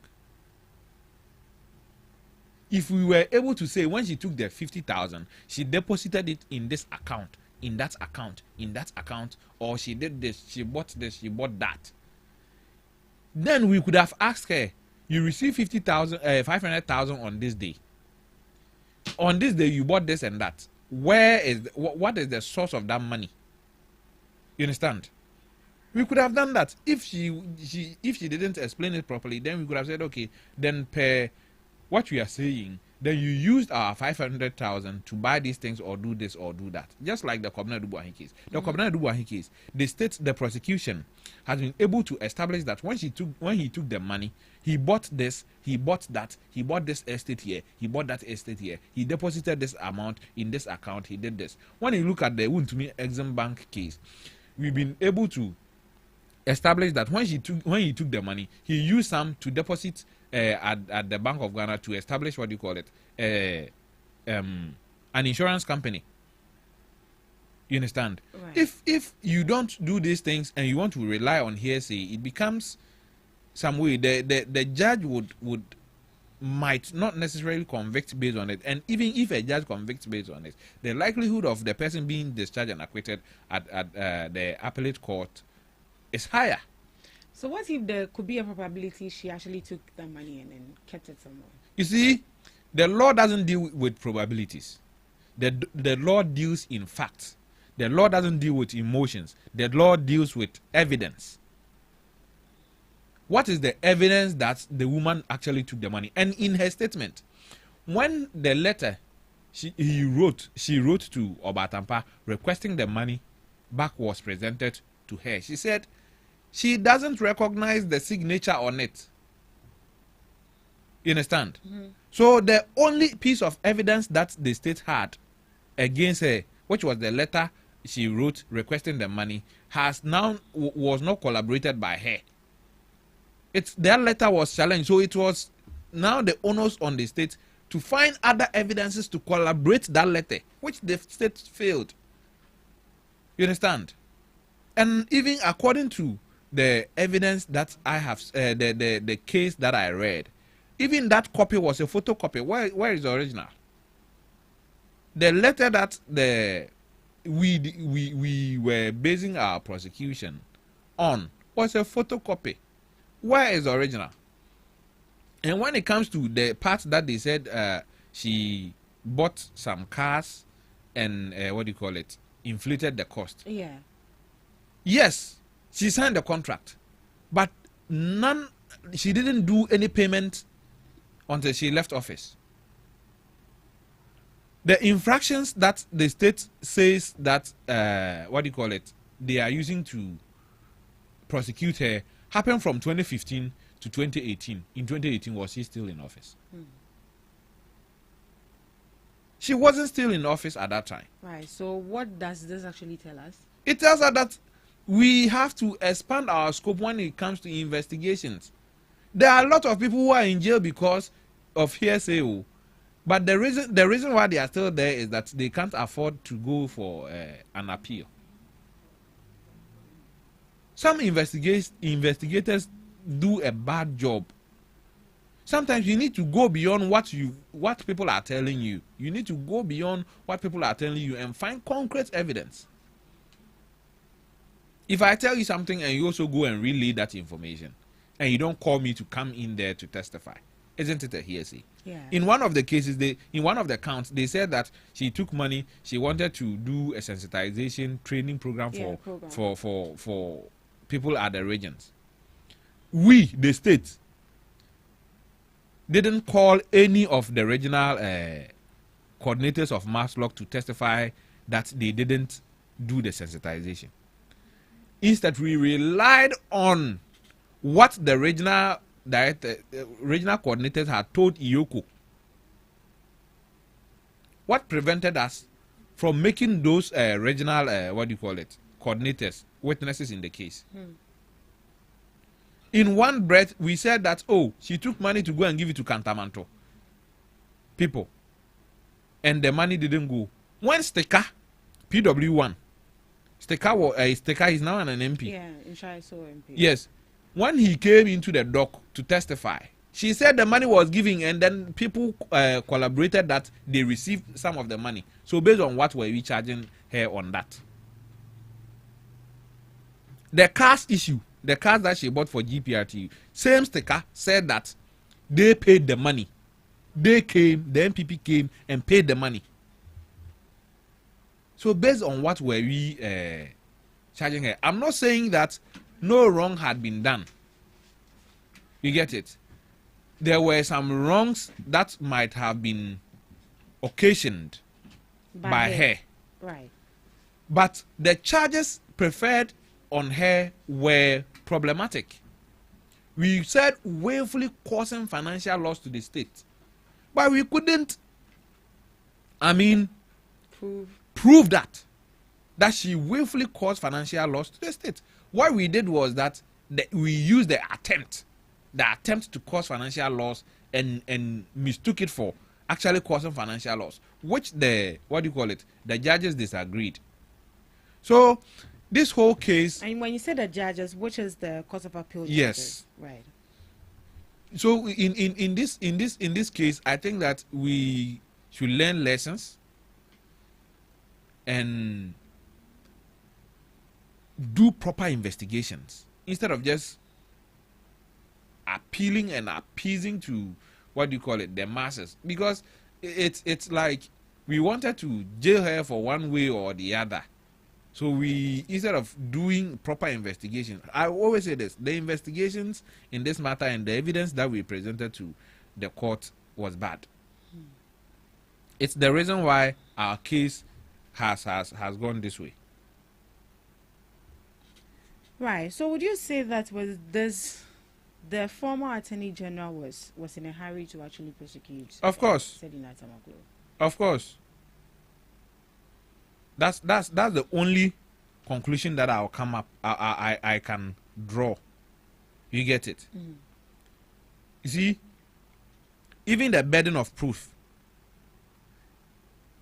the Court of Appeal considered it as a fundamental error for the High Court to reason in several places that because Sedina did not testify or did not provide an explanation, the prosecution case had been effectively strengthened. This is what the Court of Appeal is saying. Mm.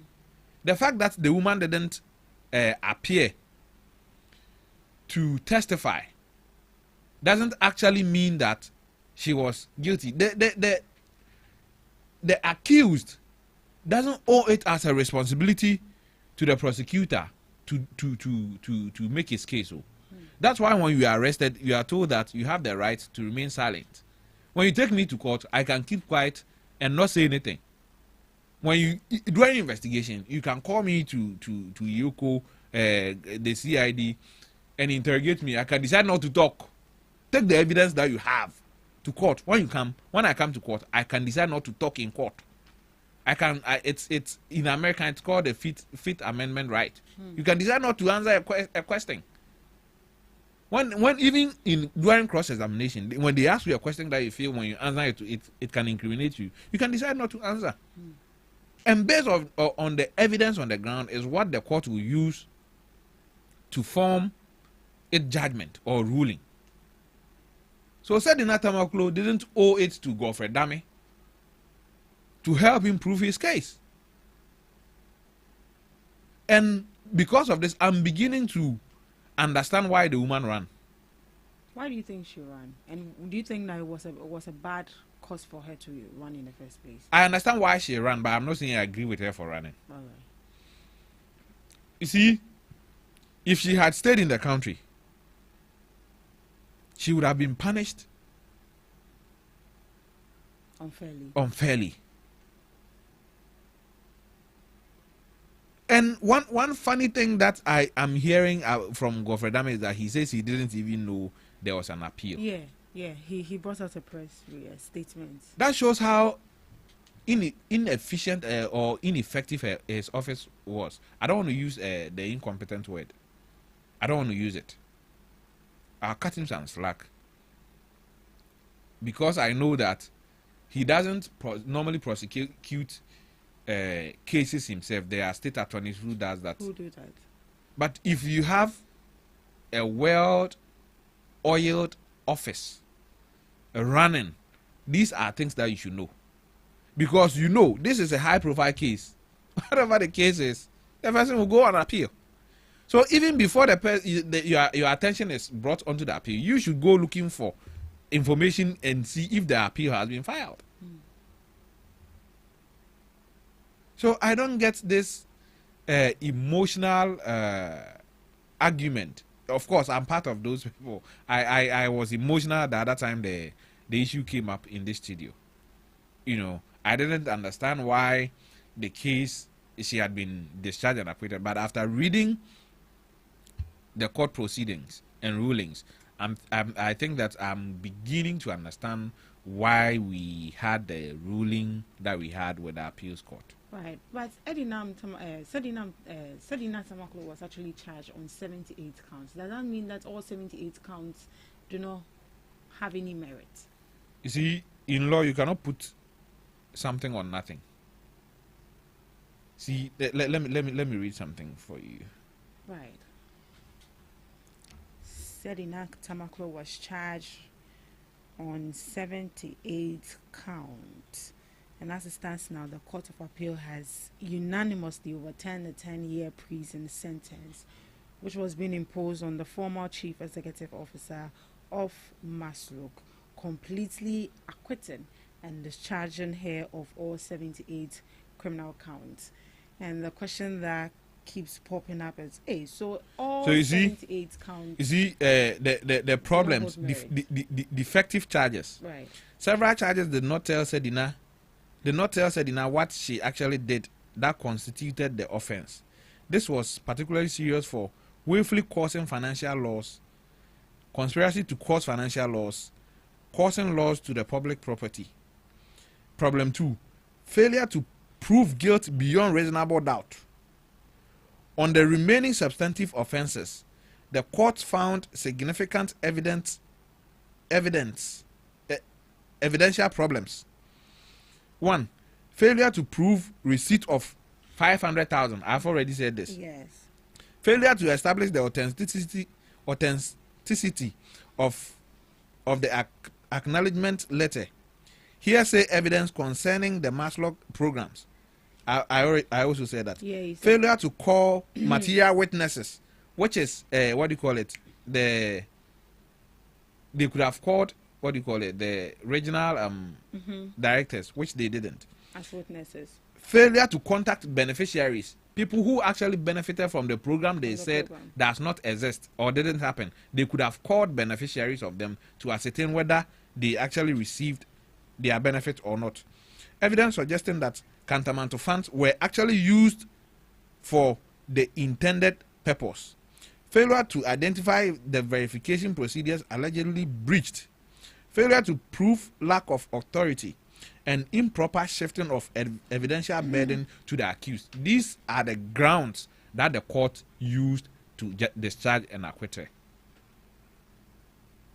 And I heard one MPP lawyer say that, I think on Newsfire, he said that we could have retried the case, meaning something went wrong. Yeah, I was going to ask that. If it's possible to retry the case. If you tell me as a lawyer that we should retry a case, it means you are admitting that in the first trial, something went amiss. There's something that you could have done that you didn't do.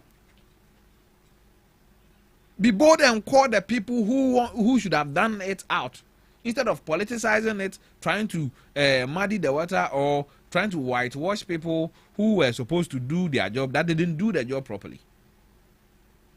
Ferdinand Tamaklo is out there because Godfrey Dame and the office that he held and the people there did a shoddy job. There's no two ways about that.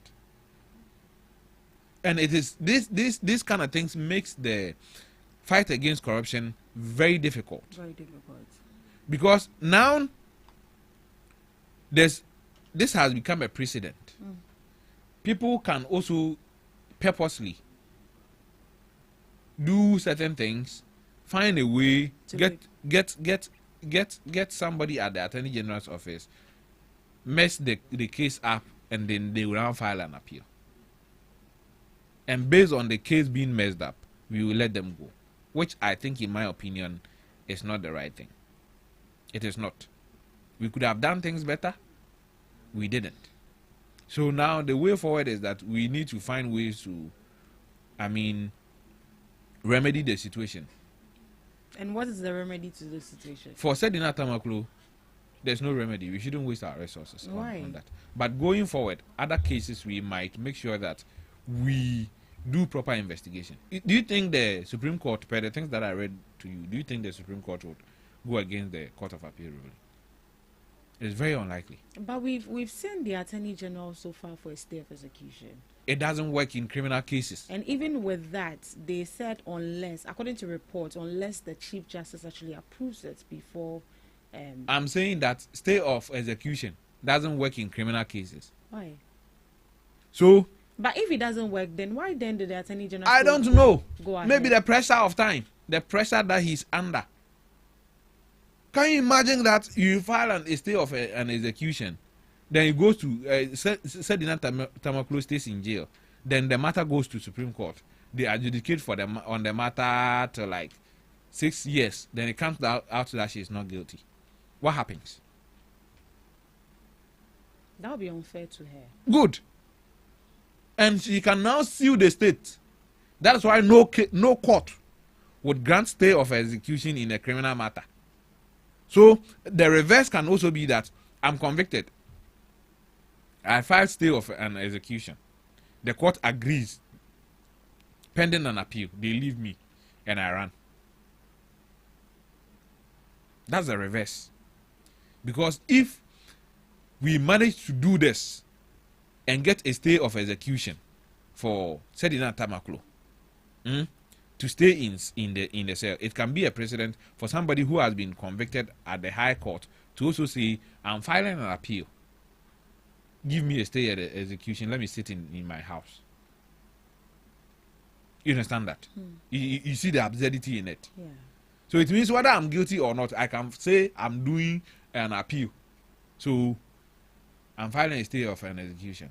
One reform that must happen is that when you are discharged and acquitted by a court and you find yourself to be in prison, they should release you at that same time. You know, I understand that there can be political influences.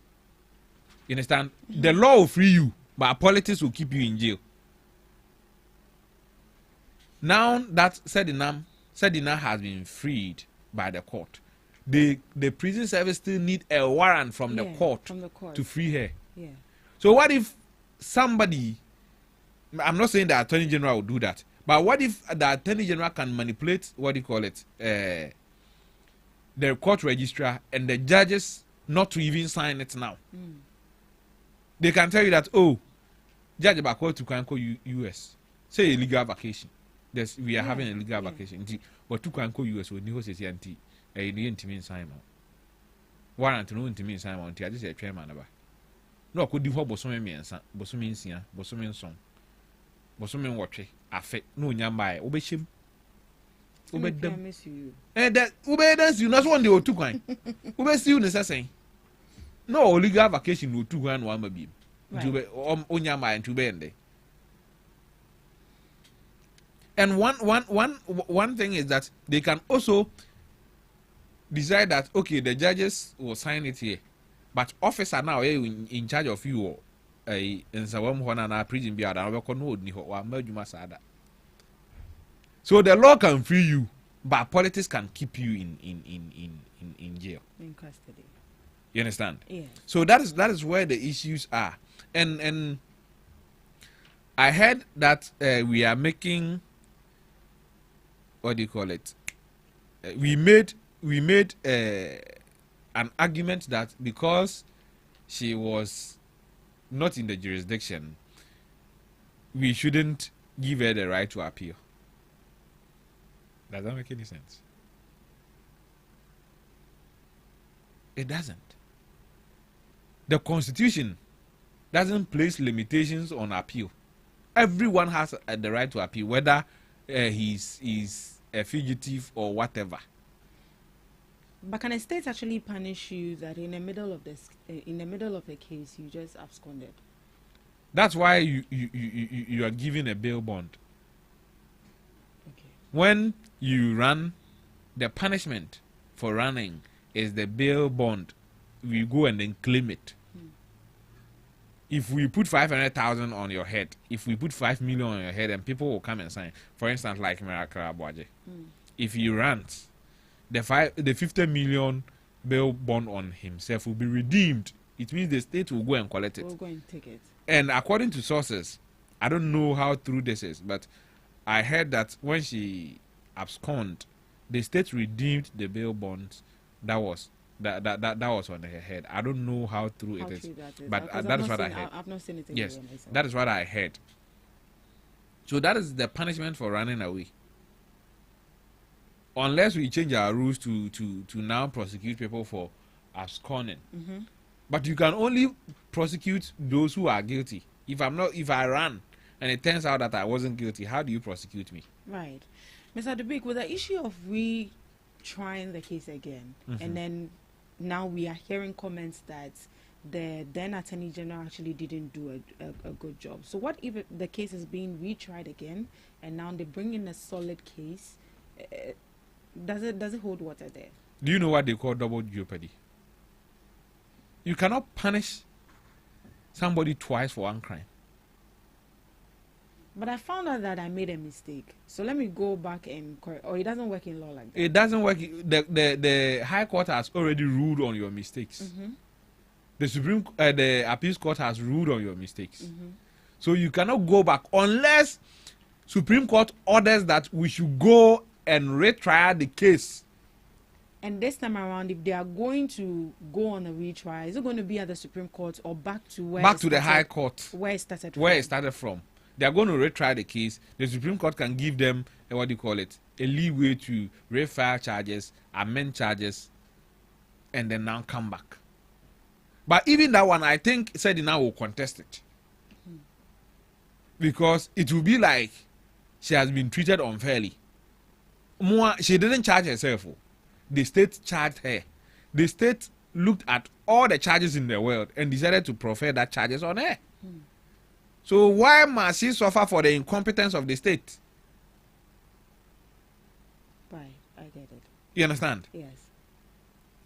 How many years has it been since she was convicted? 2014. It's been 2 years now, right? 2024. 2024. It's been 2 years now. isn't it? Yeah. If the state had a solid case against her, maybe I'm sure she wouldn't have run. She wouldn't run. But because she felt that maybe it's some kind of persecution, I'm sure that's why she left and didn't come back. And we've not been, one thing we are being short-sighted on is we've not been able to even establish that if the woman has even gotten better. So you think she's still sick? Is that not a possibility? Did we ascertain that she is better and has decided not to come back? She left for medical what? She left on medical grounds. Grounds. One thing nobody has been able to say in this matter is that when she came back, we took her to the hospital and we noticed that she is fine. She is lying.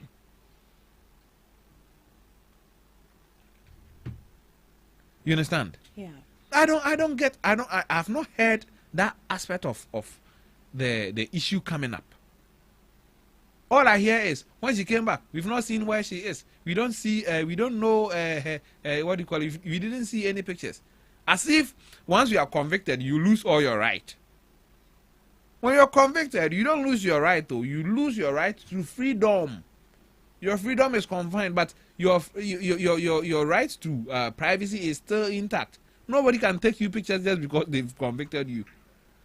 Nobody can also decide that, oh, I'm going to publish where this prisoner is. You get it? Nobody can do that. Even when somebody wants to visit you in prison, you must give them permission to come and see you. When they come to the prison service, the prisons, and you decide not to see them, they cannot force you to come and see them. So it might be that Sedina would be in what do you call it, in Sawam, Adom FM, Ghana Talks Radio. They will put themselves together and say, we are going to interview you. You go there and then you say we are looking for Sedina. They go into a cell. Oh, Sedina, you have visitors. They are from Adom Ghana Talks Radio. They want to interview you. She can decide, I don't want to see anybody. Of course. And it's within her right. Yes. So where from the noise that we don't know where he is, where was that noise coming from? Do we know where every prisoner is in this country? Are prisoners zoo animals that we can go pay money and look at them? And people are even asking if indeed she is in Sawam. They should go there and find out. They should seek permission from her. They should write to the prison service. Yeah. Or call the prison service. Tell them that, oh, we want to visit Sedinam and conduct an interview. When they go and she's not there, then we can have this conversation. Right. With that, does the state actually own us any sort of like evidence or transparency with the people to show that she's actually the people being convicted? You see, you don't know who is after somebody. It's for a reason that sometimes prisoners are transferred. For their safety. Yes. If I'm arrested today, convicted for a crime and taken to Nsawam, and at Nsawam, my life is threatened, they can transfer me to Akusi. They can transfer me to Kenya. They can transfer me to Sunyani. They can transfer me to Wa. All the prisons around the country, they can transfer me there. And they can decide to keep it from anybody. Even me that they are transferring, they can decide to keep it from me until they take me there. You understand? So it doesn't make any sense that people are saying that we don't know where she is. Is she actually in jail or blah blah blah? It doesn't make sense to me. If you want to know, write to Ghana Prison Service. They will alert her that somebody wants to know if she would want to talk to the person. If she gives the okay, you go there and see her. If she says no, you sit in your house. Right. We find a way to bastardize every state institution, so and allow people to lose trust in them. And when people don't trust them any longer, we sit down and still complain. Well, we've heard from the Attorney General filing for a stay of execution, and he made other comments as well, of which I'm trying to look into it, but I seem not to find it. Doesn't that alone actually tell us that there could be that there's actually a case? I already said this. I didn't say that there's not a case. There's not a case. There's no case to. Yeah. Yes, I believe that there's a case. But the way we went about the case destroyed the case. There's a case for Sedina to answer. But the way we went about the case, putting the case together, destroyed our own case. So that means that this, even with the new Attorney General, can't even do anything. What can he do? You see, at the appeals court, they don't normally, I'm using this word normally, accept new evidence. So even if we get the evidence and it's glaring right in our faces that you can't take it. There's no way you can actually. You have to file a motion for the court to agree with you that this evidence we need to add it. And even with that, it's not just the court. Your opposing counsel, the what do you call it? The accused must also agree that let's add this. You understand? So you can't find new evidence and say that, oh, I didn't have this evidence at the high court, so now it is at the appeals court, I'm taking it there. You cannot amend charges at the appeals court. You cannot amend charges of cases that have traveled through the lower courts to the Supreme Court. To the higher courts. You can't do that.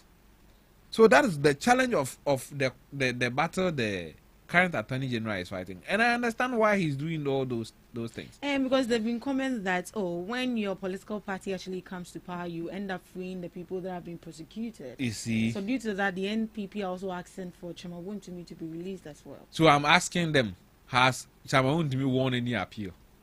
That should be a question we should be asking them. Eh? And it is lawyers who are advancing this kind of conversation. Yeah. It is Nana B who addressed press conference and said the things that you are saying. Yeah, and they are staging a demonstration on Thursday. And he's a lawyer. Nana B is a lawyer, and based on somebody else's judgment, you're saying that because this person went on appeal and won a case, free this person too. Abba.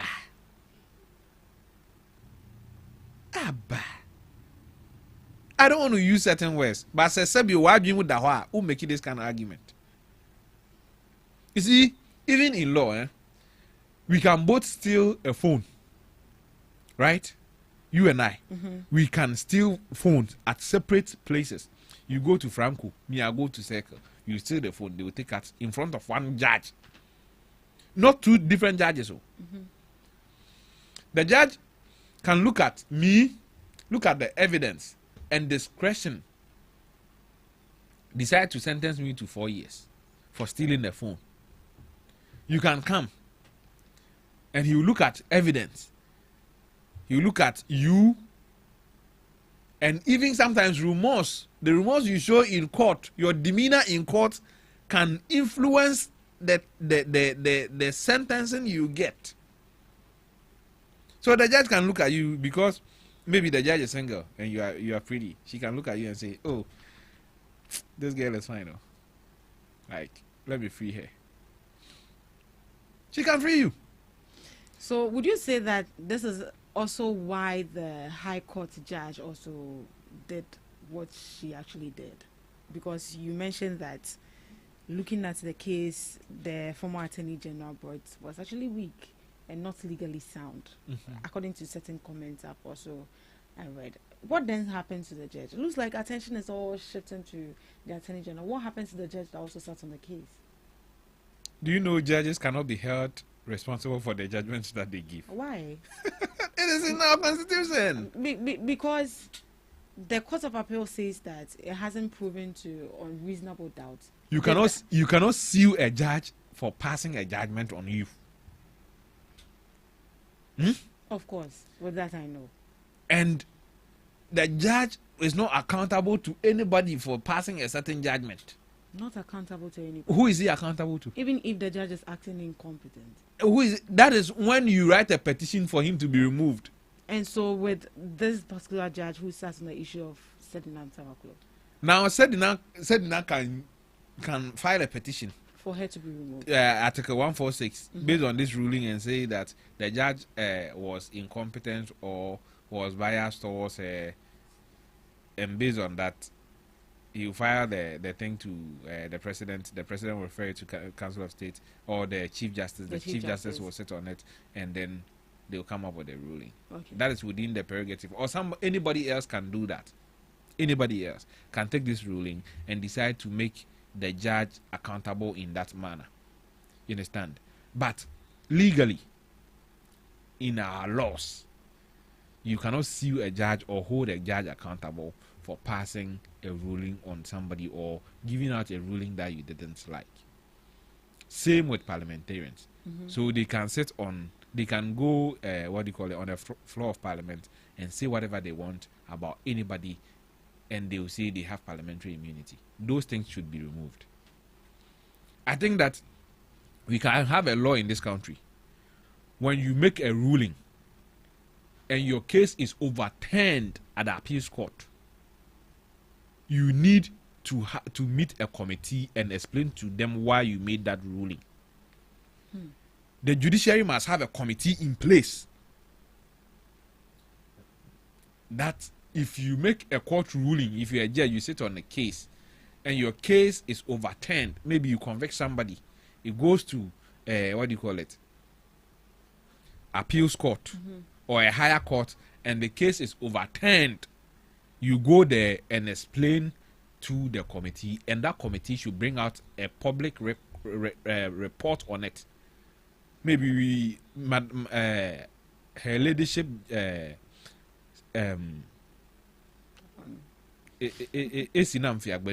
sat on this case, she did this, she did that, she sentenced this person for this amount of years. On appeal, the appeals court or the court of appeal found out that this and this and this and this and this, so they discharged and acquitted the person. So when we invited her ladyship when she came, she explained this, she explained that, she explained this, and based on the explanation that she gave us, we feel that her explanation is sound, so she can go back and continue with her work. We feel that her explanation is bad. She didn't actually do justice to the case. So we are suspending her. We are taking her license. We are dismissing her from the judicial service. All these things can be done so that we can purge the justice system of this kind of rulings. You understand? Yeah. If we don't do that, then we are going to continue to have this. People will take goat, sheep, and they'll give a bogus ruling. We are human beings. Judges are not saints. Yeah. They are human beings. You understand? We have to put mechanisms in place to make it difficult for people to commit crime. If there were no traffic lights, do you think a car will stop for you to cross the road? That's a measure to make sure that the driver stops for human being to pass. So if we have that for drivers, we can have same for judges. So I think the Constitutional Review Committee, if it is not too late, they should look at that aspect and add it. The judges must be accountable to the people too. Accountability must not run through all the arms of government and leave judiciary out. I don't see how we have accountability for the judiciary service in this country, for the judiciary in this country. Judges judge the case and we go to sleep, that's all. Nobody asks questions. It's about time, aside this too, we need to start televising our cases. So for instance, the district court in my village, in my town, it's no longer a village, it's now a district capital. It's now a regional capital, Goso. In Goso, the high court there would have a dedicated social media handles, like either Facebook, either YouTube, either TikTok. So in that area, people know that this is our court handle. So if there's a case that I'm interested in, I'll just go there and watch it. You understand? We can do that if we have these things happening. Judges will be mindful when they are giving certain rulings and how they even sit on certain cases. We hear people say that, the NDC has actually influenced our judicial system. Looking at the ruling of Ferdinand Tamaklo and also the perception you have of the judicial system so far, what would you say? Do you think that is politically motivated? As we've seen the NPPC. I don't think so. You don't think so? Why? Because you see, some time ago, any case that we took to the court, the state won. Any case, any political case that we took to the court, the state won. Whether it made sense or not, the state always found a way to win. Cases that the state knew that it couldn't win, the judiciary wouldn't even table that case. You file a case, but because the state knows that they cannot win that case, the judiciary will not even sit on it. E-levy case is one of them. Up to today, have they sat on that case? Did they sit on it? They didn't sit on it until the e-levy bill was outlawed. Because they knew once they sit on the case, some principles of law cannot be changed. Some principles of law can never be changed. And once you sit on these cases, what it will do is that it's going to reverse whatever you did. And what did the state want? The state wanted the e-levy. So, because they knew that the state cannot win that case, they didn't table it for ruling or for hearing. Look at the Afenyomakin case. What was the position of the government? What was the position of the state? Did that position make sense? Commonsensically, it didn't. Logically, it didn't. But the state found a way to win. Do you want me to add more? I can if you want me. There are this birth set case. The birth set certificate. Does it make sense? That I use a birth set to show that I am a Ghanaian to acquire a passport. To show that I'm a Ghanaian to get a Ghana card. But I cannot use that same birth set to show that I'm a Ghanaian and vote.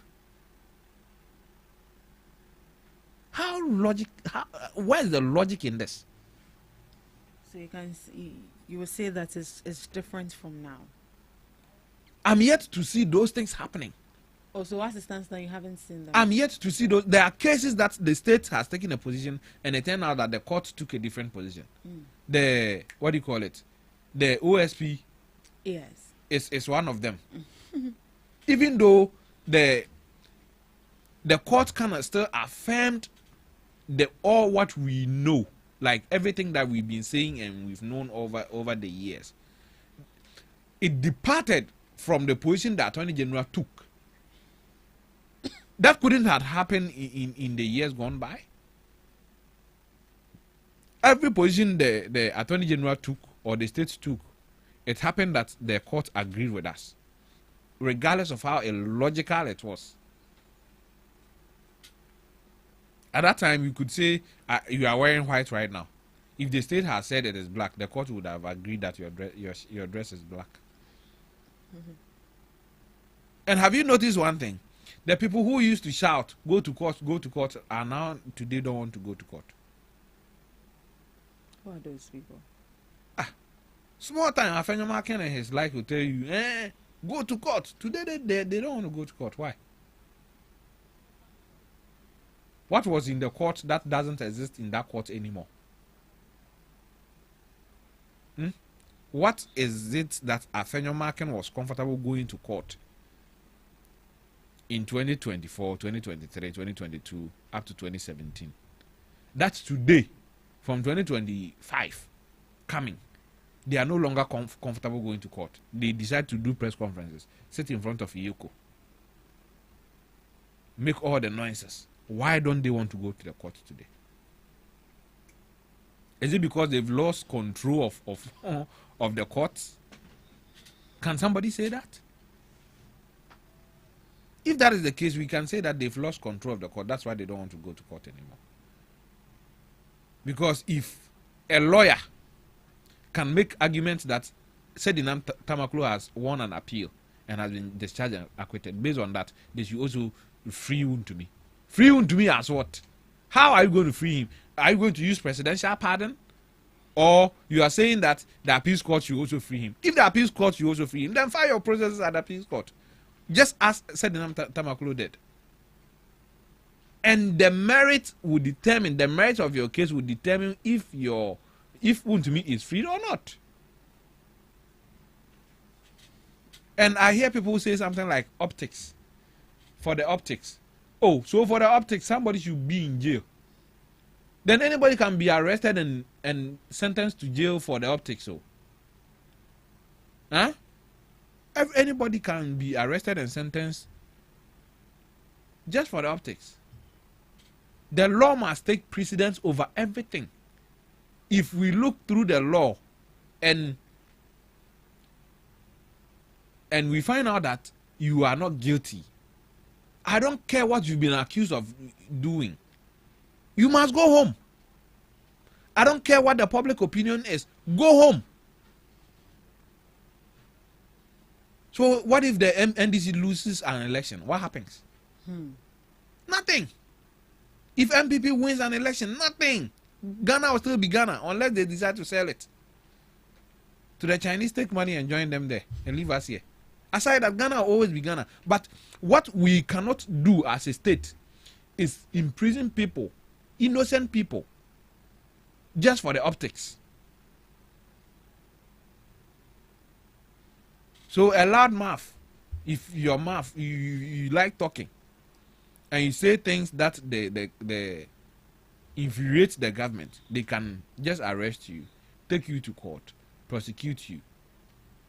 Then when you get what do you call it? When you go to appeals and win the case, they will say because of optics, we are keeping you there. You can imagine the number of MPP folks who will be in jail right now. Right. Mr. Big, lastly on this topic, what does this actually mean for us as a country for the fight against corruption? Are we ready at all? I told you the other time, corruption is defeating Ghana. Yes, gradually. Yes. I know we will get there. The constitutional review, there are things that there I like. Oh, really? Yes. We'll get into it. So. Corruption is gradually defeating Ghana. I thought we could fight it, but the way things are going there. Oh, even with this current administration, you don't think we can? We don't have hope? See, under this current administration, we've not heard of any corruption scandals yet. That doesn't also mean something is not happening. Or you know something? I'm not saying I know. I'm saying that the fact that we've not heard it doesn't mean it's not going on. It might be going on, but on a very smaller scale that we won't even know until they are out of office. You understand? But in the previous administration, it was glaring. They were not even afraid to do it. They did it with impunity. People can take their money, go and keep it in the house, and their house girls and house boys will become billionaires from the little that they were also stealing. Do you have a problem with what I'm saying? Oh, not at all. Okay, so let's continue. Let's continue. So that will be your last words on this particular issue. So gradually, corruption is eating us up as a country. What do you also think? Do you think that Ghana is indeed ready to fight corruption? Send your comments. We are streaming live on Facebook at GhanaTalks Radio TV, on YouTube at GhanaTalks Radio, and also on X at GhanaTalks Radio. Right in the studios with me is Mr. Debik. He's a social commentator and also a political analyst. Right. I think we are done with the issue of Sedina Tamaklo. But you're expecting that there should be a new development on her case, or what are you expecting to see will be from the Attorney General? Well, the Supreme Court might call the case after the legal vacation, and that's the only development I am expecting. I don't expect the the stay of execution to be granted. To be granted. Yes, I don't. For that one, I don't expect it to be granted. So it's likely that the Supreme Court is going to call the issue again for a retrial. Yes, not for a retrial, but Yes, I don't think the Supreme Court will even order a retrial. What they are going to do is that they are going to either affirm the Court of Appeal decision or quash it. Or quash it. Yes. And them quashing it. If they quash it, it means the High Court ruling stays, or they can either decide to give her a new sentencing or even reduce the sentence. So right.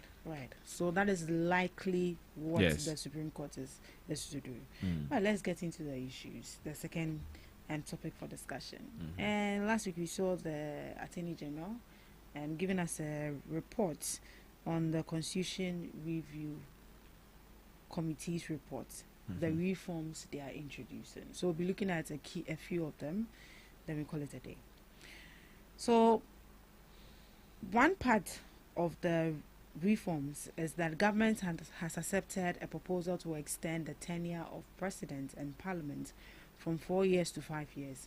And the Attorney General made this known while presenting the government white paper on the Constitutional Review Committee's recommendation. And the government says that the longer term will give elected administrations more time to implement and assess their policies. It also argues that under the current 4-year cycle, the early part of a government tenure is often affected by transition, and while the final year is dominated by election activities. The government has also agreed in principle to also reduce the age for presidential candidate. However, instead of the committee's proposed 30 years, the government is proposing 35 years. And the proposed change will require the necessary constitutional processes before they can take effect. Okay. Presidential tenure from 4. I've said this countless number of times in different places. Yeah. And I think here I've made that assertion that I don't even agree with the tenure system. That you should have a term limit for president. I don't agree. If you come the first term and you think that you are not good enough, go home. If you come second term and you think that you are good enough, continue. At the end of the day, getting a third term is not automatic. It is still Ghanaians who will go there and vote for you. You understand? It is Ghanaians who will look at your work, assess what you've done as a president, and decide to either ask you to continue or go home. You see, there are some. Imagine we get somebody like Kwame Nkrumah again, who decide that he's going to put his personal visions aside and build this country. And then we say because Ghana the presidential term they too pay in the work of 5 years. What's in for 5 years? Are we not doing this country a disservice? If we are able to get somebody like Kwame Nkrumah, then we should be able to remove the term limit and let the person vote on the work, like what you've done within the term that we gave you, the 5 years, if it is affirmed. If it is 5 years that we are giving you, we look at your works and we continue to vote you. I'm telling you, if it wasn't this term limit or other things that we had, that has been embedded in Ghanaians' minds that, when you term back home, mommy and find a term back home, can Honon Kufia, President Akufo-Addo wouldn't have had a second term. I'm telling you, it is the truth. Look at the margin he even won the elections with. And look at the parliament, the number, and how it's reduced. 169 turned into 137. They had 169 before the 2020 election. It itself was a verdict on Akufo-Addo's first term. So this presidential term, you can extend the years in one presidential term to 10 years. I disagree. Right. And the reason they actually extending this... I'm coming. Just imagine. You know that if Akufo-Addo had 5 years, he would have still been in office by now. Yeah. Like this will be his last year. Can you imagine that? Oh, we'll be fine. You and who? Can you imagine that?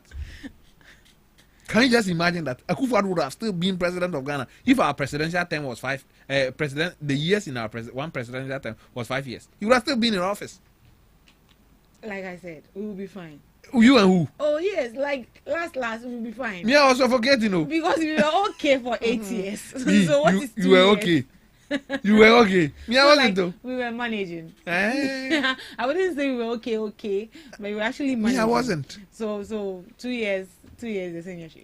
2 years I pass. All the would you see I control bond. Never catch us into now you have to look at the person's face. No, see what's your president. No, na catch us the meet him no high private jets diakon ya baba nkanya ode. So me, I think that we should maintain the 4 years and cancel the 2 term. You get it? Let's maintain the 4 years. Me and 2 term. And this is oba abamu now modern bosso and ya. Ubetimi akwa 1,000 times. Obi mfa. As long as what you said you promised Ghanaians that you're going to do, you do it. What do you say? Yeah. We don't even have a state policy like what you call a national development plan. We don't have it. So it doesn't matter. Say Nipanaba when you're 5 years and when you're 2 years, it doesn't matter because we don't have what do you call it a national development plan. In the way about an idea, but the way you are there, we about the jar for no for. But if we have a national development plan, now will be 4 years now, the person who comes to succeed you is forced to continue with the good works that you started. So it doesn't matter the tenure. What we need as a country is a national development plan which will be binding on all presidents, all government appointees to follow it. The reason they actually gave is to allow the administrations that come into power to finish their works. Do you think that the additional year they are adding is going to allow these any administration that comes to power to finish? But me and Akufo-Addo had policies and but me and Akufo-Addo had 8 years to finish the Pualugu Dam. 8 years. Maybe there were other priorities. They had 8 years to finish the Agenda 111 hospitals. 8 years. But I learned some are complete. Where? Show me. Oh, let's go. Show me. You learn some are complete. Where? Let's proceed. Show me. Oh, but we've seen the likes of Asifa coming out loudly to defend us that some hospitals have been completed. What does it mean a hospital has been completed? What's the meaning of completion? Completed and a hospital. Well equipped. So you should go and let the machines take care of him. I'm just being sarcastic. You see, you can equip a hospital. The most important part of a hospital is operationalization. Yeah. And you need human beings to operationalize a hospital. So you can build a structure, you can put in all the necessary equipment. But if you don't employ human beings to use those equipment, you don't assign people to use those equipment, you don't assign people to take care of the sick there, it's not a hospital. A hospital doesn't exist in the structure. It exists in the services rendered there. And how do you render the services without human beings? So okay, as if I should sit somewhere. Right. So for you don't agree? For me, I don't agree with the 5 years increment in the years of the presidential tenure. I don't. You don't. I don't agree that. I don't even agree that we should have a term limit. What I want is that, and I'm not saying it should be what the nation should take, but I think that we should consider it. We should remove the term limit. If you come and you're good, you can go 50 times. Imagine a Traore in Burkina Faso. You vote for somebody like that who is developing your country, and you say, "Oh, we did 2 terms on call." When he can actually stay for longer and do more. Right. But should there be a limit in terms of the personality? Maybe if you are sick, we can put age limits on it. We can decide that okay, you can't contest when you are 70. You get it? You can't contest when you are 70. Okay, let's put a retirement age for president. So even if you are president and in the course of your tenure as president, you hit 70, automatically you retire. We conduct another elections. We can do that. You understand? Yeah. But to say that, oh, what the 2 years? 2 years, what the 2 terms? They say, no, 4, you have 5 there. Me and cancer mean, share them home fast will be a was. Right, let's proceed to the next item. Dual citizens eligible for public office but banned from presidency. So the government has accepted a recommendation to allow Ghanaians with dual citizenship to hold several public offices, including serving as member of parliament, without being required to renounce their foreign citizenship.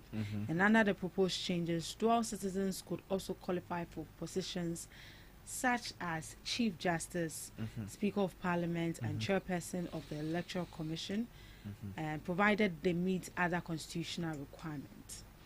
So that says that there's one major exception, that is dual citizens will not be eligible to serve as president or vice president. Mr. Big, what do you make of this recommendation? See, these are some of the things I also disagree with. Well, what exactly do you disagree about? You see, just imagine the CIA recruiting a Ghanaian with dual citizenship. We push, the person comes down here and we find a way, the person finds a way to become a cabinet minister. Security briefings, he'll be in there to listen. He'll hear some of the security briefings and go back and report to the CIA. Are we not naked? Yeah. So you think the security aspect should also be? Of course, we must consider the security implications of these things that we are about to do.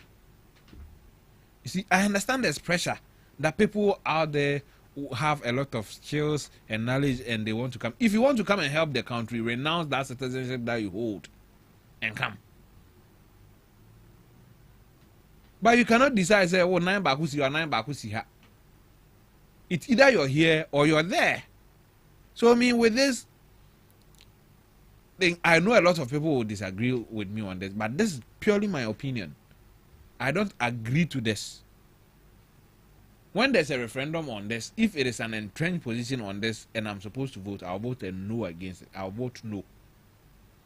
Because we must consider the security implications. I understand that you don't necessarily need to be, what do you call it, a citizen of another country for them to recruit you to do an espionage for them. They can do it even with people without American citizenship or British citizenship. But it becomes easier for them to do it. You understand? Because you already hold their passport, you owe some kind level of allegiance. They can use them to blackmail you. So all these things must come into the thinking. I understand we want to advance our democracy. I understand we want to be inclusive. But certain things we must look at them critically. Right. So that's your thought on that. Yes. So government to cap parliament at 300 MPs. And the government has actually accepted a proposal to place a constitutional cap on the size of parliament, with a total number of members of parliament not expected to exceed 300. And the proposal forms part of government's white paper recommendation on the Constitutional Review Committee. And this is going, under this proposal, 276 members of parliament will continue to be elected through the existing constituency-based elections, while the remaining 24 seats will be allocated through a proportional representation mechanism designed to increase representation of women, persons with disability, and young people. So we say the age for you to qualify to be an MP is 21, isn't it? So if you are saying the youth, who is preventing the youth from contesting in these elections, in member of parliament? So you think there shouldn't be a particular number that will be set aside for the youth to... Of course, there shouldn't be any particular number set aside for youth, women, and people with disability. No. We can decide that, okay, if you are youth within a certain age bracket, if you're going to buy your forms and file, this percentage of money is cut off so that it makes it easy for you to get money to file, to buy your forms and file. If you're a woman, we decide that, okay, this amount of money is taken off. We can decide that women can file for free. Maybe women can pay just 10%. But to say that we are reserving certain 24 seats in parliament for them doesn't make sense to me. Are we not fighting this delegate system? Didn't we say the delegate system is bad? And hence, we should open it all for everybody to vote. So why are we doing it for some parts and limiting it in other spaces? The 270 says it's okay. We don't need 24 more. 24 more now, they count. What would they do? What challenge is there that the 276 people cannot fix that we need 24 more people to do? If the person is living with disability, not a year or paper, if he is willing to go into parliament, let the person go through the normal processes, buy forms, file it. Maybe let's give them a discount. We can even decide that their campaign cost, the state will bear half or part of their campaign cost to make it easy for them to be able to do what? To contest. We can decide that the state will provide them with vehicles so that it makes easy for them to contest. But to say that we are reserving this number of seats for them, it doesn't make sense to me. And I mentioned sorry, person called parliament, and I'm a share booming. If I feel that I don't have, I cannot compete. I cannot compete with what do you call it? The normal way of going to parliament. I'll find a disability. Me, some with disability, and I own him. You don't know I have disability. I'm using 4 eyes. It's not a disability. It's a disability. I'm using 4 eyes. I have 4 eyes. So me too, I can go there and say, because I have 4 eyes, give me one of the slots to also go. And I want to say it. Oh. You see where the problem is. So 1 tears, and that's where the problem is. You get my point. Yeah, I get your point. I know people who are disabled that have farms. Their farms are even bigger than we the abled ones. So it should be competitive. It should be competitive. Me, I don't believe in any preferential treatment. So what then should be done? Should they be encouraged? Should they be given the platform? They should be giving incentives, encouragement, incentives.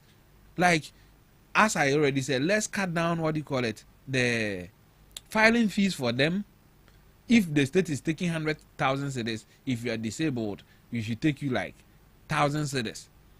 If you're a woman, you should pay 50,000. If you're a youth, pay 60,000. You get it? And then everybody will be youth in this country now. Are you not in this country where people forge their ages all the time? I know for football, but I don't know for. People do it. Even in the civil service, go and see people who are 70 years. That say they are 55 and still enjoying the enjoying. Yes. All right. Let's look at the next key highlights. Government's back proposal to separate Attorney General from Justice Ministry. That one I agree. Why so positive about that? You see, we have sat here and cried for what do you call it? Independence of the Attorney General. And this time around, what they are trying to do is that they want to make the Attorney General just as a judge with no what do you call it? Like if the government like the OSP, when the government appoints you, you are not a minister. You get it? But you are there as an Attorney General, and your tenure transcend the government that appointed you. Right. If you are to be removed, they are going to use the Article 146 way to remove you. You get it? So it doesn't mean it necessarily doesn't. It wouldn't be like, oh, John Mahama appointed you, and if John Mahama is going, you go with him. It can be that Akufo-Addo appointed you to be the Attorney General, and John Mahama comes and meets you. It means that if John Mahama boys are misbehaving, you can arrest them. If Baumia comes and his boys are misbehaving, you can arrest them. That is for that one I agree totally, and I think even if that one comes in place, we wouldn't need the office of the special prosecutor, because now we would have been able to decouple prosecution from the executive. Right. So that would be fairly independent. Of course. Right. Let's proceed to the next key highlight. Holding presidential elections during the first week of November, on a day to be determined by the Electoral Commission to provide a predictable electoral calendar and allow sufficient transition before presidential inauguration on January 7th. What do you say? Do you agree to that reform? Yes, I agree. I think it was proposed somewhere in 2012 or 2015. When it was 2015, when it went to Parliament, the minority then backed out. And it didn't work out the way they had intended that it should. So now that they are putting it into the constitution, I think it is a step in the right direction, because I think that using just a month to do a transition. It makes the whole process rushed. Yes, we rushed through things, in my opinion. So I think that pushing it back for 1 month earlier is a good thing. It's a good one. Yes. Right. Certain timelines for presidential election petitions, requiring petitions to be filed within 14 days after the declaration of results and determined by the Supreme Court within 30 days. And the Electoral Commission will be required to disclose all relevant election data to the courts and the parties involved. So 14 days after the declaration of results. It's a good thing. We can't waste our time hearing you and I were not there and giving each people calculator for them to calculate things. It's just a waste of time and waste of public resources. So if we are able to streamline this and make it shorter, make the timeline shorter, then I think it's going to help a lot. And also fast track. Yes, yes. Okay. So it means that if you are going to court with these things, you must make sure that your evidence are gathered and concrete before you even go there. Right. Enacting a comprehensive Human Rights Act to expand the protection of economic, social, and cultural rights, including right to health care, housing, food, and a clean environment, without requiring constitutional amendment through a referendum. Can you repeat what you said? Sorry. Enacting a comprehensive Human Rights Act to expand the protection of economic, social, and cultural rights, including rights to health care, housing, food, and a clean environment, without requiring constitutional amendment through a referendum. Well, human rights form the essential part of our democracy. And if they are now going to make it an entrant position in the constitution, it's a good thing.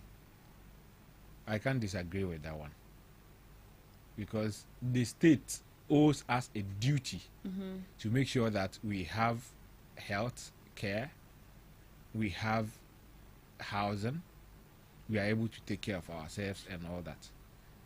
So I think it is a good thing, in my opinion. It's a good thing. Removing tax exemptions for certain presidents, requiring the president to pay taxes on salaries, allowance, and applicable indirect taxes, although retirement, guarantee, and pension will remain exempt. For this one, I have never understood why presidents are exempt from taxes. They don't pay tax. Yeah, they just take the money and go home. Akufo-Addo like this, he has not paid tax. But he took our taxes and did whatever he wanted with it. Nice to develop the country. And he took our taxes and dug a hole. How did that hole develop our country? How did the cathedral hole develop this country? So he should pay tax. If he was paying tax and he will see on his pay slip 100,000 cedis, then the actual take home is like 70,000. He wouldn't have used the money to go ahead and dig a hole. So that actually means that the presidents are not in our shoes. Let me say. Sometimes they don't even feel what we feel. Exactly. the way we complain about when the tax are when they are the e-levy and things, a good father didn't fuse them. Oh, no, one was sending Momo. One was sending Momo. One was sending Momo. So best sending Momo. Huh? But a good father will chabet. Maybe and the family members will chabet. On who so even if he's not paying directly. There's somebody actually paying indirectly. No, is he? President Ontario. President Van Zika Ontario. Even if you are do what the state provides it. Ni fuel. And he said, yeah, the sanitation levy, border tax, etu fuel as well. On fine. Because on one top. But teacher ni no or chradien. Ever quite top fuel, not tria sanitation levy nibi. What I say? So yeah, Juma and so yeah, Juma ma mine on Tibet me I say. Yen yawn so taxes and fine channel. But there be if the ordinary Ghanaian is paying taxes, the president should lead by example and pay taxes. Right. Introducing a fixed tenure for the Chief Justice, who will serve as a single non-renewable term of 10 years or until reaching a mandatory age, a retirement age. That means that it wouldn't be allowed to change a Chief Justice if a new administration comes to power. Yeah. It has always been like that. Chief Justice are not changed, but the issue, what they are saying is that now it is 10 years. You can be Chief Justice for 10 years. It's unlike the previous time that when you become Chief Justice, even at age 40, you can be Chief Justice until your retirement age. You understand? Yeah. It's not like that anymore. So if you become a Chief Justice, if you become Chief Justice at age 40, it means by age 50 you've exhausted your tenure and you retire and you go and sit in the house. You understand? Yeah. That's how it's supposed to be. You can so one trick that the NPP were using is that when they are about to leave office, they will find a younger Chief Justice, appoint a younger Chief Justice ahead of their seniors. But they've not started. No, I'm saying the trick that they were using, they use it for, what do you call it? This last chief, is it Theodore Wood or something? Or they used it for one Chief Justice before Kufuor left office. The woman was fairly young. So that Chief Justice became the Chief Justice for the last days of Kufuor and drew out Atamels then what do you call it? Nanado. No, Atamels and Mahama's first term. She retired after Akufo-Addo had been in office. And that same trick was what they wanted to do with Tokono by appointing a younger Chief Justice who was going to transcend 8 years of NDC's administration if in case they get a second term. Well, the key highlights a lot, but let's look at this last one. Capping the Supreme Court at 19 judges, including the Chief Justice, instead of the current open-ended arrangement. That'll be the last one. You said? Oh, Mr. Dubig. Oh, you're not paying attention to me. Sorry. Capping the Supreme Court. That's why I don't like coming on Mondays. Please be here. Capping the Supreme Court at 19 judges. Justices, including the Chief Justice, instead of the current open-ended arrangement. Yes, for that one we've been calling for it for a very long time. I think that the cap is very necessary. We can't just keep appointing Supreme Court judges without limit. That limit would help with costs, and then it will make sure that we don't just appoint for appointing sake. So I think that is a good thing. I wouldn't disagree. I don't disagree with it. All right, our time is up, and I think that'll be all. In as much as we have a lot of key highlights, I wish you could have actually gone through. Yeah, we can do them by the way anytime I come. Anyways, that'll be fine. Thank you so much for joining us, Mr. Dubik, and thank you too for joining us, our lovely listeners and viewers of Ghana Talks Radio. Do you have any last words before we go? Oh, I just hope that we are able to do the constitutional amendment as quickly as possible. That's all that I wish we can do. Right. Thank you so much, Mr. Dubik, and thank you too for joining us right here on the Ghana Talks Radio show. We'll come your way same time tomorrow. Do have a lovely day.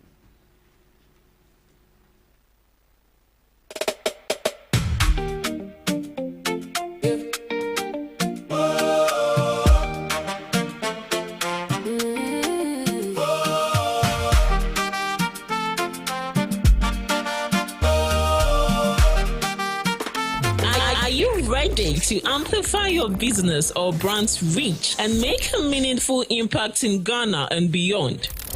Partner with Ghana Talks Radio today to connect with a diverse audience across Ghana and beyond.